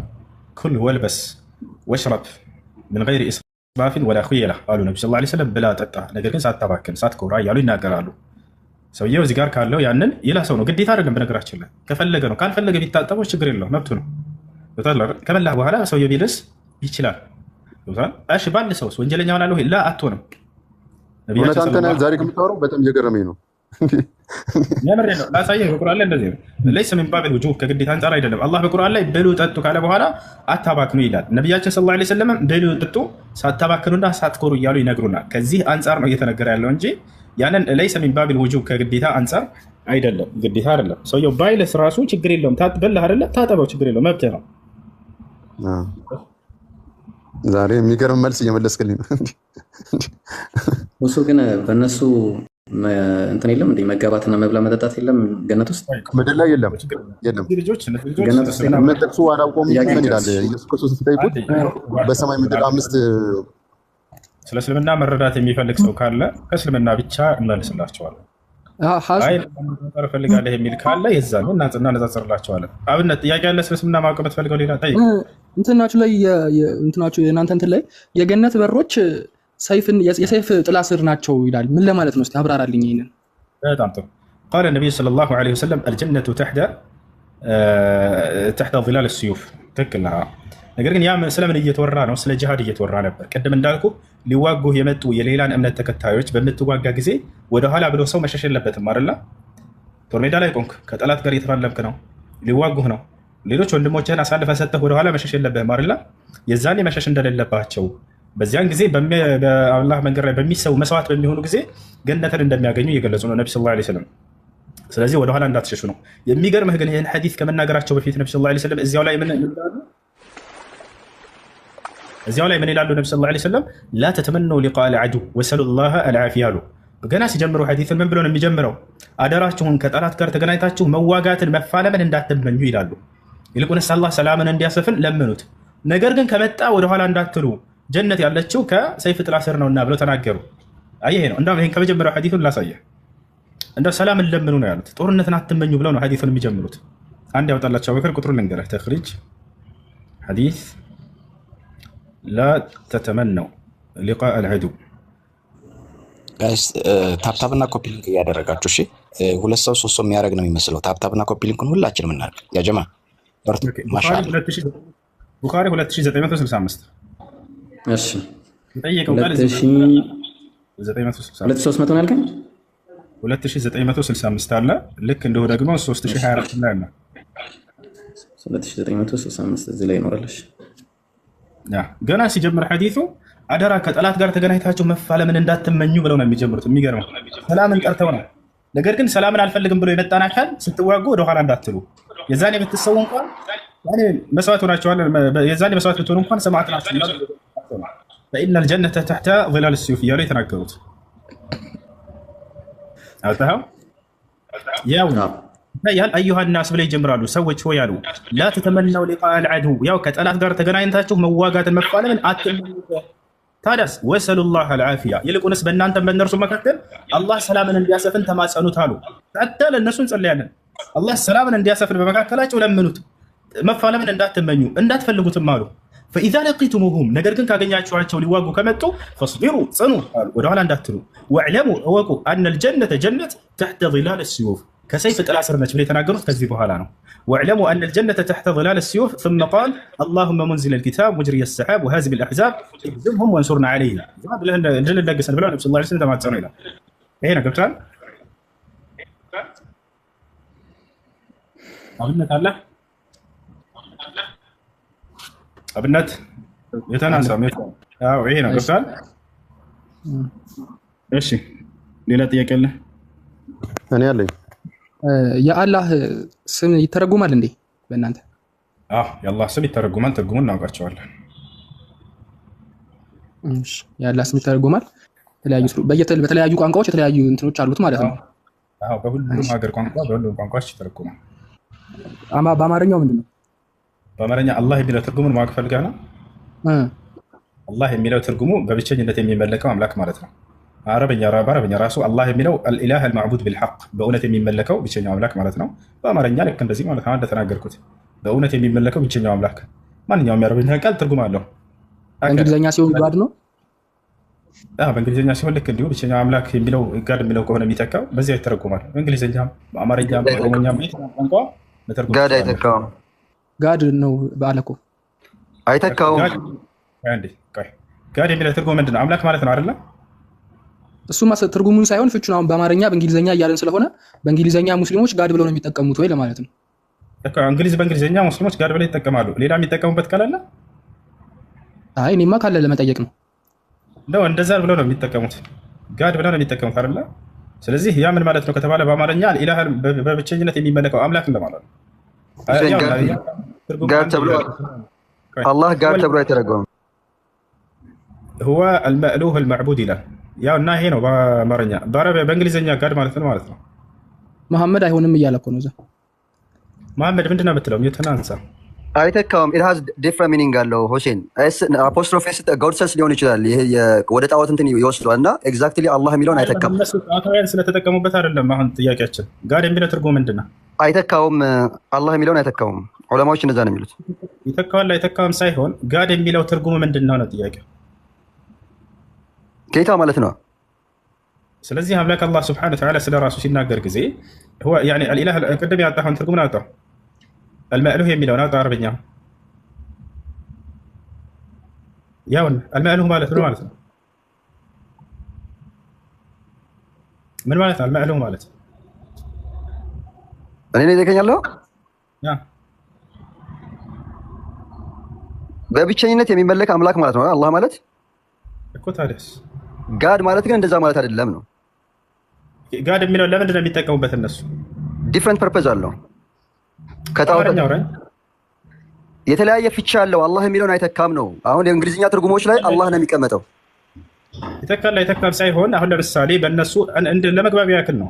ለመግባቢያ ያክል ጋድ ብለው ነው የሚጠቀሙት አይደለ? አላህ የሚለውን እነዚህ ሰዎች እንግሊዝኛ የሚጠቀሙ ሰዎች እሱ እየጠየቀ ያለው እንደዛ ነው። አዎ አይ ጋር መግባባት ያለው ሁሱ ቢላል እያለ ያለው እንትን ትክክል ነው። ሁሱ ልክ ነህ። ጋድ የሚለውን ፓርት ላይ ያው አምላክ ወይም ደግሞ ሱፕሪም የሆነው የበላይ የሆነውን አካል ለመጥቀስ ነው ጋድ የሚለውን። ግን ለሰዎች አንዳንድ ሊገባ ሲችል አርቲክሉ አብሮት ከመጣ እዚህ ጋድ ከሆነ ግን መቼም ቢሆን ለዋን ዴት እንጂ ለፍጡር አይገባ። አርቲክሉ አብሮት ከመጣ ልክ ስለዚህ ልጁ እየጠየቀ ያለ ይሄን ነው። አብነት የተናሳውና ይሄን ቃል የአምላክ ቃል ይተረጎማል ወይ ከሆነ አዎ አልኢላህ አልማዕቡድ ቢልሐቅ ተብሎ ይተረጎማል። ያ ከዚህ አንጻር ይሄንን ጋር ብሎ ይጠቀማል። አሊላህ የሚባለው በምንኛ ነው? አልኢላህ ለማለት ፈልገህ ነው። አልኢላህ ማለት ደግሞ አምላክ ማለት ነው። አልኢላህ ማለት አምላክ ማለት ነው። አላህ የሚለው ቃል በብቸኝነት የሚመለክ አምላክ ማለት ነው። አልኢላህ ተብሎ ይገለጻል። አምላክ አላህ ሱብሓነሁ ወተዓላ ዩሰፉ ቢአልኢላህ። መዝገበ ቃላት ቅድም እኛን ያሳይ ነበር። እናንተም አሉ መዝገበ ቃላታችሁ ላይ ወኢላሁኩም ኢላሁ ዋሂድ ይላል። ኢላህ ብሎ ራሱ ይገለጻል። አምላክ ማለት ነው። አላህ በቁርአን ላይ በርካታ ቦታ ላይ ኢላህ እያለ ራሱን ይገልጻል። الإله قال الله تعالى لمثال زقار عندك ورزق قدركو والإله هو الجامع لجميع صفات الكمال ونعوت الجلال فقد دخل في الاسم في هذا الاسم جميع الأسماء الحسنى ولهذا كان القول الصحيح إن لله أصلية الإله تقدركو ورزي وأن اسم الله هو الجامع لجميع الأسماء الحسنى والصفات العلى والله أعلم نتك عليه تكلي هنا الله سبحانه وتعالى اسمه تكلي يعزى الإله أملاك عندما الله قال رحمه الله تعالى الله هو المأله المعبود بتشجنته من ملك أملاك ذو الألوهية يملكوت باربيتي هنا والعبودية على خلقه أجمعين إيش هنا ترجموا إله مالت أملاك مالتنا الله مالت كذلك لكن له الإله المعبود بالحق بونة من ملك أملاك مالتنا أنت يا كمان دنا يلجو يا أملاكاتو يا الله سم ترجم على الوي يترجم على الوين أو ترجم على يترجم على بيت يوم بانقوا ترجم على الشو በአማርኛ ከጠየቀን ኢላህ ማለት አምላክ አላህ አልማዕቡድ ቢልሐቅ በእውነት የሚመለከው ብቸኛው አምላክ ማለት ነው። ይሄ ነው። ሌላ ጥያቄ አለ? እኔ ጥያቄ አለኝ። እሺ ጥያቄ ምንድን ነው? እሺ ሰረቱ ኒሳ ላይ ምዕራፍ 4 ቁጥር 34 ላይ ሚስትን ምቱ ይላል። ለምንድን ነው የምትመቱት? ሚስትን ምቱ ሳይሆን ከሚስት አይነቶች ናቸው እዚያ ላይ የተጠቀሱት። ወደ እነሱ እንምጣለን። እንግዲህ ሚስት ለሁለት አይነቶች ማለት ጥሩ ሚስት አለች፣ መጥፎ ሚስት አለች አይደለ? እኮ መጥፎ ሴትን ብትኖር ትመታለህ? ሴትን ወደ እሱ እንመጣለን። ግን ሚስቶችን ምቱ ወይንም ሴቶችን ምቱ የሚል መልእክት አይደለም ያለው። ሰረቱ ኒሳን ምዕራፍ 4 34 ላይ አውጣልኝ እንጂ አውቀዋለሁ። الرجال قوامون على النساء بما فضل الله بعضهم على بعض وبما أنفقوا من أموالهم فالصالحات قانتات حافظات للغيب بما حفظ الله واللاتي تخافون نشوزهن فعظوهن واهجروهن في المضاجع واضربوهن فإن طعنكم فلا تبغوا عليهن سبيلا إن الله كان عليا كبيرا إلى ገና ሐሳቡን ስታነሳ የምታነሳው ሐሳብ የት እንደሚገኝ ቁርአን እናውቀዋለን። ገብቷል አይደለ? አሁን ያነበብኩልህ የቁርአን አንቀጽ ነው እና እዚህ ጋር እየተናገረ ያለው ስለ ሁለት ሴቶች አይነት ነው። አንደኛ መልካም ሴት አለች። ገብቷል አይደለ? ሁለተኛ ደግሞ መጥፎነትን የምታደርግ ክፉ ነገር ታደርጋለች ሚስትህ በቤትህ። ያቺ ሴት ታርማለህ አታርምም? ታርማታለህ። የማረምን መንገድ እየገለጸ ነው አላህ ሱብሓነሁ ወተዓላ። በመጀመሪያ መቷት የሚለውን ሳይሆን ግን ይህች መጥፎ ሴት የተናገረው ምንድነው? ወላቲ ተኻፉነ ኑሹዘሁነ ፈዒዙሁነ ነው ያለው። ምከሯቸው ነው ያለው መጀመሪያ። አንድ ያወጣለት አንቀጹን ራሱ አማርኛውና አንብቦ ከመጀመሪያ ጀምሮ ችግር የለውም። ያው ወንዶች በሴቶች ላይ አንብበው እስቲ በለው። ኢብራሂም ማን ነው? አንብብለት። ወንዶች በሴቶች ላይ ቋሚ አስተዳዳሪዎች ናቸው። አላህ ከፊላቸውን ከከፊሉ ላይ በማብለጡና ወንዶችም ከገንዘቦቻቸው ለሴቶች በመስጠት ናቸው። ቆያለ ኦኬ ከእሱ ጣልቃ የገባ መስሎኝ ነው። እሺ ኦኬ ልቀጥልና ከዛ መልካሞቹ ሴቶች አለ ልባርክ። መልካሞቹ ሴቶች ለባሎቻቸው ታዛዦች አላህ ባስጠበቀው ነገር ጠባቂዎች እነዚያ በመኝታቸው ናቸው ይላል። ይቀርታ ናቸው። እነዚያም ማመጻቸውን የምትፈሩትን አለ። ማመጻቸው ስለ አመጽ ነው የሚያወራው እዚህ ጋር። ማመጻቸውን የምትፈሩትን ገስጿቸው አለ። መጀመሪያው ተግሳጽ ነው፣ እሱ ያስረዳል። በመኝታም ተለያቸው ሁለተኛ ስቴፕ ነው። ከዛ ሳታደርጉ ጉዳትን ሳታደርሱ ምቷቸው አለ። ምቷቸው ቀጠለና ቢታዘዟችሁም ለመጨቆን በእነሱ ላይ መንገድ አትለፉ፣ ያው ድንበርን አትለፉ ማለት ነው። ከዛስ አላህ የበላይ ታላቅ ነውና ማለት ነው። ኦኬ ይሄን ነው የሚለው ቁርአኑ። ይሄን ነው እነዚህ ጋር በመኝታ መለየት የሚለው ቅጣት ነው። በመኝታም ተለያዩአቸው ይላል እዛ ሐሳብ። መጀመሪያ ምን አለ? ፈዒዙሁነ ብሎ ጀመረ። ሶስት አይነት የእርማት መንገዶችን አስቀመጠ። መጀመሪያ ጥፋት አጥፍታለች፣ ከዛ ከጥፋቷ መታረም ነው አላማው። ይሄን በደንብ አድርጋችሁ ያዙ። እርሷን ለመጉዳት ምናምን አይደለም። እነዚያ ወላሂ ተኻፉነ ኑሹዘሁነ ማመጻቸውን የምትፈሯቸውን ሴቶች ነው ያለው። ስለዚህ ምንድነው ከዚያ በኋላ ከአመጿ እንድትመለስ ነው አላማው። ስለዚህ እርሷን መጉዳት አይደለም። ፈዒዙሁነ ብሎ ጀመረ። መጀመሪያ መከሯቸው ብሎ ጀመረ። ይሄ ያደረግሽው ነገር ይሄ የተናገርሽው ይሄ ስህተት ነውና ከዚህ ስራሽ ከዚህ ንግግርሽ ተቆጠቢ ብሎ መምከር ነው ያለበት። ቶታል አይደለ? ይሄን አልቀበልም ካለችስ ሁለተኛውን የመገሰጫ መንገድ አስቀመጠ። ወህጁሩሁነ ፊል መዳጂዕ አለ፣ በመተኛ ቦታም አኩርፏቸው ብሎ ተናገረ። ያ ማለት ሰውየው እርሷን ሁሉ ቦታ ማኩረፍ አይችልም፣ ጀርባውን ሰጥቶ መተኛት ማለት ነው። አንድ ሰው ለምሳሌ አንተ ስህተት አግኝተህበት መክረኸው ገስጸኸው አልቀበልም ካለ አይ እንግዲህ አሁንስ አንተ የኔ ልጅ አይደለህም ብለህ ልታኮርፈው ትችላለህ። ያ ነገር ገስጸው ከሆነ አይተሃል አይደል? አባትና እናት ይሄን ያደርጋሉ። በቃ አንተ ይሄን ካላደረግክ ልጅ አይደለህም ማለት ነው ይሉንና ይዘጉናል። አባዬ ምን ሆነህ ነው? በቃ አንተ ተጣልቻለሁ ይለናል። አየህ፣ ይሄ ማኩረፍ የመገሰጫ መንገድ ነው። ባልም ሚስቱን በዚህ ጊዜ መክሯት አስመክሯት እምቢ አለችና ምንም በቃ አልቀበልም ካለች ነገር ጀርባውን ሰጥቷት ይተኛል። የዛኔ በቃ ባል ያኮረፈኝ ይሄንን ጥፋት ስላየብኝ ነው በቃ እሺ ይቅርታ ብላ ትመለሳለች። ይሄን መንገድ ተጠቀም ነው። ሁለተኛ ወህጁሩሁነ ፊል መዳጂዕ ወድሪቡሁነ ይላል። ቀጥሎ እምቢ ካሉ ደግሞ መቷቸው ይላል። አሁን መቷቸው ሲል ጊዜ እነዚህን መጥፎ ሴቶች ምንድነው አመታቱ ከተባለ ራሳቸው ነብዩ መሐመድ ሰለላሁ ዐለይሂ ወሰለም ضربا غير مبرح ነገር ግን አደራ የማይጎዳ የማያሳም የሆነ ምት ነው የምትመቱት ይላሉ ቃል በቃል። ምናልባትም እዚያው ላይ በተገኘው በአንሶላ ሊሆን ይችላል፣ ጠቅለል አድርጎ ሽርጥ ሊሆን ይችላል፣ ለከሌው ደግሞ ትራስ ሊሆን ይችላል፣ ወይም ሲዋክ ሊሆን ይችላል። እርሷን በፍጹም በሚጎዳ ነገር አይፈቀድም። መስፈት ይፈቀድም። ራሱ ዓላማው ምንድነው? መጉዳት ነው አይደለም። ምንድነው ዓላማው? ከጥፋቷ እንድትታረም ነው። ገና አንቀጹ ሲጀመር ጥፋት እንዳለ ያችን ጥፋት ያለባት ሴት ነው የሚናገረው። ታላ አይደለ? ያውና ሐዲስ ላይ ምን ይላል? اضربوهن ضربا غير مبرح የማያሳም የሆነ ምት ነው የምትመቱት ነው ይናገራሉ። ይህ ነው በጥቅሉ ሴት ልጅን መምታት እንዳውም ኃጢአት እንደሆነ ነው እስላም የሚያስተምረው። ሌላ ሐዲሶች ላይ ያሳያቸው ነብያችን ሰለላሁ ዐለይሂ ወሰለም ምን ይላሉ? ኢተቁላህ ፊ ኒሳ አሉ። ተመልከቱ፣ አደራ ሴቶችና ስለ ሴቶች አላህን ፍሩ ብለው ያዛሉ። ያው استوصوا بالنساء خيرا አደራ ስለ ሴቶች መልካምን ዋሉ፣ መልካምን ስሩ፣ መልካምን አድርጉ እያለ ይናገራል። ምን ይላል? ቀጥሎ እዚህ ጋር ሶሒህ ሙስሊም ላይ ያወጣላቸው 1218 ላይ ምን ይላል? عن جابر بن عبد الله رضي الله عنهما ان رسول الله صلى الله عليه وسلم قال اتقوا الله في النساء እሱ ራሱ ሐዲስ ነው። አደራ ስለ ሴቶች መልካምን ዋሉ فإنكم أخذتموهن بأمان الله واستحللتم فروجهن بكلمة الله ولكم عليهن لا يطعن فروشكم أحدا تكرهونه فإن فعلن ذلك فاضربوهن ضربا غير مبرح እንደውም ምቱ የተባለበትን ምክንያት እዚህ ሐዲስ ላይ ይገልጻሉ። በእናንተ በአልጋችሁ ላይ ሌላን ሰው አምጥተው ካስገቡ ነው። እንዲህ አይነት መጥፎ ነገር ካደረገች ነው። ይታያል አይደል? በአልጋቸው ላይ በቤትህ ውስጥ ባዕድ የሆነን ሰው ካመጣች እንዲህ አይነት ክፉ ነገርን ካደረገች የዛኔ ነው ራሱ የተባለው እንጂ ማንኛውም ጥፋት ስላደረገች መታት አይደለም። መጥፎ ብትሆንም ራሱ በመገሰጽ ብቻ ነው። ወለሁነ ከዚያ ቀጥሎ ምን አሉ ነቢያችን ሰለላሁ ዐለይሂ ወሰለም? ወለሁነ ለእነርሱ አላቸው አለይኩም በእናንተ ላይ ሪዝቁሁነ ልታበሏቸው ሲሳያቸውን የማሟላት ግዴታ አለባችሁ። መጥፎ ለሆነችዋ ነው ይህ ሁሉ እየተናገሩ ያሉት። እንዳውም ወኪስወቱሁነ ቢልማዕሩፍ ባላቸው አቅም በታወቀው መንገድ የሚለብሱት የሚበሉት የሚጠጡት ልታሟሉላቸው ይገባል ይላል። በሌላ ሐዲስ ላይ ወጣላቸው ቡኻሪ 5204 ላይ ልክ እንዲሁ ሙስሊም 2855 ላይ ምን ይላል? عن عبد الله بن زمعة رضي الله عنه أن النبي صلى الله عليه وسلم قال لا يجلد أحدكم امرأته جلد العبد ثم يجامعها في آخر اليوم ቃል በቃል ነብዩ ሰለላሁ ዐለይሂ ወሰለም ሚስቶቻቸውን አትምቱ ብለው ተናግረዋል። ሚስቶቻቸውን አትምቱ ይሄኛው ስለ መጥፎ ሴቶች እርማት ነው እየተናገረ ያለው አንቀጹ። ያንንም እንዳውም በቤት ውስጥ ሌላ ባዕድ ወንድን ስላስገባች ሴት የሚናገር አንቀጽ ነው። አሁን እዚህ ጋር በጥቅሉ ግን ሴትን አትምቱ እያሉ ነብዩ ሰለላሁ ዐለይሂ ወሰለም እየተናገሩ ነው። ይህ ነው።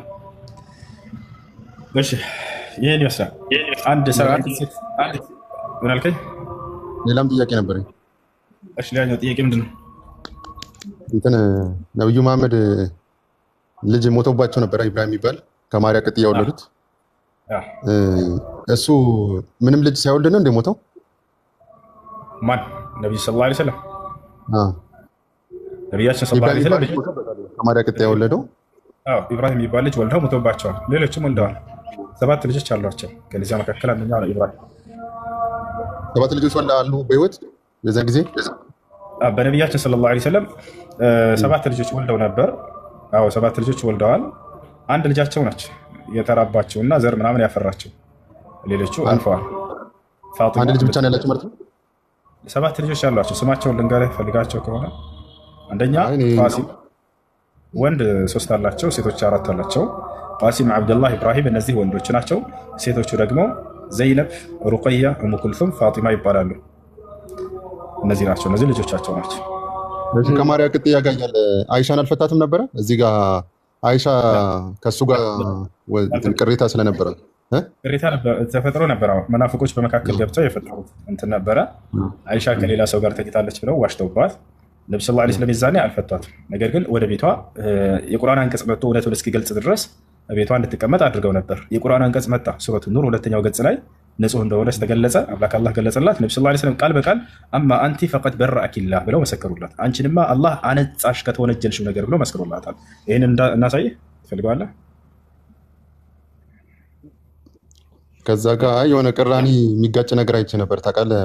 ማርያ ቅጥያና አይሻ ነብዩ መሐመድ የያዙት ነገር አለ ከሴት ጋር ተኝቶ ሳያል ቡሃሪ እሱን አውጣሽ። ሳያል ቡሃሪ አውጣሽ ላሳይ። ሳያል ቡሃሪ ምዕራፍ 3 ሱረቱ ተሕሪም የወረደበት ነው። ጥሩ ጥያቄ ነው እያነሳ ያለው። የሰማቸው ነገራቶች ሁሉ እዚህ መታችሁ መጠየቅ ትችላላችሁ ማንኛቸውም ክርስቲያን ልጆች። አሁን እዚህ ጋር ትክክለኛው ታሪክ ምን እንደሆነ እናሳያቸዋለን። እሱ ምንድነው? ሱረቱ ተሕሪም አንተ ነብይ ሆይ እኔ የፈቀድኩልህ ነገር ለምን በራስህ ላይ እርም ታደርጋለህ ያለው ነገር ነው አይደለ? ከዚያ በራሱ ላይ እርም ያደረገው ማርያ አልቅብጥያን እንደሆነ ምናምን ነው አይደለ? እሱን አሁን ታያለህ። ከሌላ ሴት ጋር ይዘውት ነው ማርያ ቅጥያና አይሻ ከሌላ ሴት ጋር ተኝተው ይዘውት ነው የምዕራፉ የሚሆነው አይደለም። ስለ ማር ነው ራሱ እናታችን አይሻ አውጣልኝ። እሺ ሳያል ቡሃሪ ምዕራፍ 3 ቁጥር 43 አውጣለት ፈልከው አውጣለት። ሰላም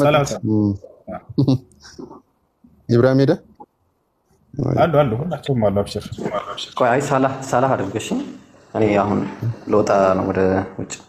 ሁላቸውም አሉ። አንድ ያውጣለትና የሚፈልገውን እዚህ 5500 ሰዎች ካለ ጀማዓ ኢብራሂምን፣ ሳላህን፣ አብዱል ከሪምን፣ መሐመድ ፎሎ ብታደርጓቸው ትጠቀማለች። ኢብራሂም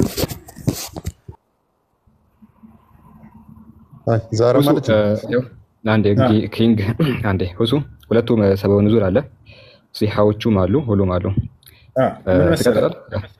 አንዴ እዚህ ጋር ተመልከቱ በደንብ አድርጋችሁ። ሐዲትን ያስተላለፈው ማን ነው? አነስ ነው አይደለ? ምን ይላል? ሰሚዕቱ ዓኢሻ ብሎ ይጀምራል። ዓኢሻን ሰማሁኝ ይላል። يقول سمعت عائشة سماهن ይላል أن النبي صلى الله عليه وسلم كان يمكث عند زينب بنت جحش ويشرب عندها عسلا فتواصيت أنا وحفصة إن بمر قد يالله اسمي فلقون أوتالة اسمي فلقون ورزيه ነው የሚልከ ራሱ የሐዲስ አነስ ኢብኑ ማሊክ ነው። ምን ይላል? አይሻን ብሎ ይጠቅስና አይሻ ደግሞ ምን እንደሆነ ታሪኩ ደርሷል እስከማንም በላይ የምታውቀው يا أيها النبي لم تحرم ما أحل الله لك تبتغي مرضات أزواجك والله غفور رحيم ይላል። የተጠቀሰው ከነ ቁጥሩ አውጣለት። ይሄ ምን አመቲካ ማርያ አልቅብጥያ ይላል። ይሄም ቁጥሩ እንዳይው ስለፈለኩ ነው። ሰላም ኦኬ እሺ አብነት ምንድነው ያልከው? ቁጥሩን ንገረኝ። ሶሪ ኪንግ ነው የሚፈልገውን ሶሪ ቁጥሩን ንገረኝ። አብነት ቡኻሪ ስንት? ምዕራፍ 3 ቁጥር 43 እሺ ቁጥሩን ንገረኝ። ቁጥሩን ብቻ 648 አለ 648 ቁጥሩ 648 ነው። እሺ 648 ሎድ ያረጋ እኔ ሀሳብ አይሻና ማርያ ቅጥያ እሱን እንደያዙት ነው።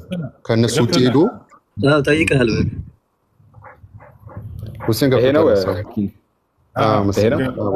648 ያ እናዚህ ጋር 648 ነው ያልከው? ለዛ አራምስ ገረኛ ታሪኩ ስለናቆ እንገራ 43 ላይ ስቴዎች ምዕራፍ 3 ነው። ምዕራፉ 3 ነው።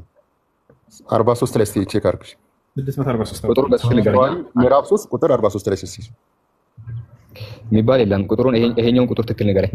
ይሄኛውን እንደዛ ነው የጻፍኩት። እንግዲህ ተማር ነው። ይሄኛውን ንገረኝ። ይሄኛውን ስንት ላይ ቁጥር አይደል? እሱ ቁጥር ነው። እሱ ነው ስንት ላይ አድርገው ቁጥር አንዴ በቃ ይኸውላችሁ መስጂድ አሱራ ዛን ብለዋል። ባጭሩ ሐሳቡን እንገርህና ትቀጥሉለታላችሁ። ምን አለ መሰለህ እዛ ጋር ያስተላለፈው አነስ ኢብኑ ማሊክ ነው። አነስ ኢብኑ ማሊክ ደግሞ መቼም ወንድ ሆኖ ነብዩ ሰለላሁ ዐለይሂ ወሰለም ሲገናኙ ምናምን እንደዚህ ያለ ይሄ ሰው እስኪ መልስልኝ ገብቶ አይቶ ነው ይሄ ሰው የዘገበው አይደለም። ታዲያ መገናኘታቸውን ወደ ማን ነው ያስጠጋው? አነስ ኢብኑ ማሊክ ሱሐባው ወደ አይሻ ነው ያስጠጋው። አይሻና ሐፍሷ ብሎ ነው አይደል የተናገረው? ጥሩ። ስለዚህ አይሻና ሐፍሷ ከማንም በላይ የታሪኩ አዋቂዎች ባለቤታቸው እነሱ ናቸው ማለት ነው። አይሻ ምን አለች ብለን ስናይ ጊዜ ሐዲሱን እናታችን አይሻ ከሐፍሷ ከማርያ ጋር ሲገናኝ አልተናገረችም። ታዲያ ምንድን ነው ያለችው? አይሻ የተናገረችውን እናሳያቸዋለን። በማር ጉዳይ ነው ብላ ተናግራለች። ያ ማለት ነቢያችን ሰለላሁ ዐለይሂ ወሰለም ከሚስታቸው ከዘይነብ ጋር ሂደው ማርን ይበሉ ነበር በየቀን ተራቸው ጋር ማለት ነው። ከዚያ አይሻና ሐፍሷ በዚህ ጉዳይ ይቀኑና ለምን ዘይነብ ቤት እየሄዱ የሚበሉትን ማር አናስቀራቸውም? በቃ ከዘይነብ ቤት ሄደው ሲመጡ ጊዜ ወደ እኔም ሆነ ወደ አንቺ ሲመጡ ሐፍሷ መጥፎ ጠረን እያገኘ ነው እና ከአፋችሁ ምንድን ነው ምክንያቱ ብለን ከዚያ በኋላ ማር እንዲበሉ መብላታቸውን ከዘይነብ ቤት እንዲተው እናድርጋቸው ብለን ይነሳሉ። ከዚያ በኋላ ነቢያችን ሰለላሁ ዐለይሂ ወሰለም ወደ አይሻ ቤት ሲመጡ ጊዜ እኔ መጥፎ ጠረን ከአፋችሁ እያገኘን ነው አለች። ሐፍሷም ልክ እንደዚያው አይ ሚስቶቼን እንደዚህ የሚያስቀይም ከሆነማ ማር ነው እንደዚህ እየበላሁኝ ያለሁት መጥፎ ጠረን እያሉ ያሉት በቃ ተዋለሁ፣ ከዚህ በኋላ ማር አልበላም ሚስቶቼን የሚያስቆጣብኝ ከሆነ ብለው በራሳቸው ላይ ሐሪም አደረጉ። አይሻ የታሪኩ ባለቤት ብሎ አነስ ራሱ ያስተላለፈው ወደ እርሷ ነው። እርሷ ደግሞ ታሪኩን ያው ይሄ ነው እንጂ ያስቀመጠችው እዚህ ጋር ከማርያ ጋር ሲገናኝ አጊቸው ምናምን ብላ በፍጹም አልዘገበችም። ያውና ታሪኩን አሳያቸው። ኦኬ ቶሎ ተመለስ ሁሱ። እሺ ሱረቱ ተሕሪም የወረደበት ምክንያት በእስልምና አውቴንቲክ መጽሐፍ የሚባለው ቡኻሪ 52 ኦኬ መጽሐፍ ቡኻሪ ላይ ያለው ነው፣ ወይ ደግሞ ሰሂህ አልቡኻሪ ስንት ላይ ቁጥሩ ልጥቀስልህ። ቆይ መጽሐፍ 68 ሐዲስ 17 5267 ላይ እናገኛለን። የማሩ ጉዳይ መሆኑ ተቀምጠዋል። ስለዚህ ምናልባት አንተ ያነበብከው የማርያ ጉዳይ አውቴንቲክ የሆነ ናሬሽን አይደለም። አውቴንቲክ ናሬሽን አይደለም ሲባል ሐዲስ ነው። ሐዲስ ቁጥሩ እንግዲህ ደረጃው ግሬድ አለው አይደለም። ምናልባት የምታውቅ ከሆነ ከዚህ በፊት ሰምተህ ከሆነ ሰሂህ ነው ምናምን ነው ምናምን የሚል ነገር ሰምተህ ከሆነ ኦኬ ያን ሰምተህ ከሆነ ያ ዳኢፍ የሆነ ሐዲስ መሆኑን እኛ ሙስሊሞች እናምናለን። ማስረጃም ደግሞ እናሳያለን። አለው በፊት አዊል አልቁርአን ላይ በግልጽ ምንድነው የሚለው መሰለህ? አሳሁ ሀዚል አቅዋል አወሉሃ ወዐደ አፉአ አውሰጡሃ ይላል። ኦኬ እውነተኛ የማሩ ጉዳይ ነው። ስለ ማርያም የሚናገረው ደግሞ ዳኢፉ ዘገባ ነው። ሁለት ቀን ወዐደ አፉአ አውሰጡሃ ይላል። ቃል በቃል ደግሞ ዳኢፍ ወሁወ ዳኢፉን ተብሎ ተቀምጧልና ስለዚህ ተቀባይነት የለውም የሚል ነው። እሺ ፖስት ያደረኩትን ቪዲዮ ሁላችሁም ኮፒ ሊንክ አድርጉ። ባረከላሁ ፊኩም። እሺ ሌላ ጥያቄ አለ? አንድ ጥያቄ በፊት ከዚህ ያላችሁ ከዚህ ያላችሁ ሁሴን ፎሎ አላደረጋችሁ፣ ሁሴን ፎሎ አድርጉ። ከመምጣታችሁ በፊት ሁሌ ስለሚገባ እንዳያመልጣችሁ ማለት ነው። ኢብራሂምን ፎሎ አድርጉት። ንጽጽር ላይ በደንብ የሚሰራ ልጅ ነው። ኢብራሂምን ፎሎ አድርጉት። ሳለህንም በተመሳሳይ አብዱልከሪምንም መሐመድንም ኢብራሂምን ሁላችሁንም ፎሎ አድርጓቸው። ብዙ ነገር ትጠቀማላችሁ። ሳለፍ ቪዲዮ ስለፖስት ደግሞ ገብታችሁ ሪፖስት አድርጉለት። ባረከላሁ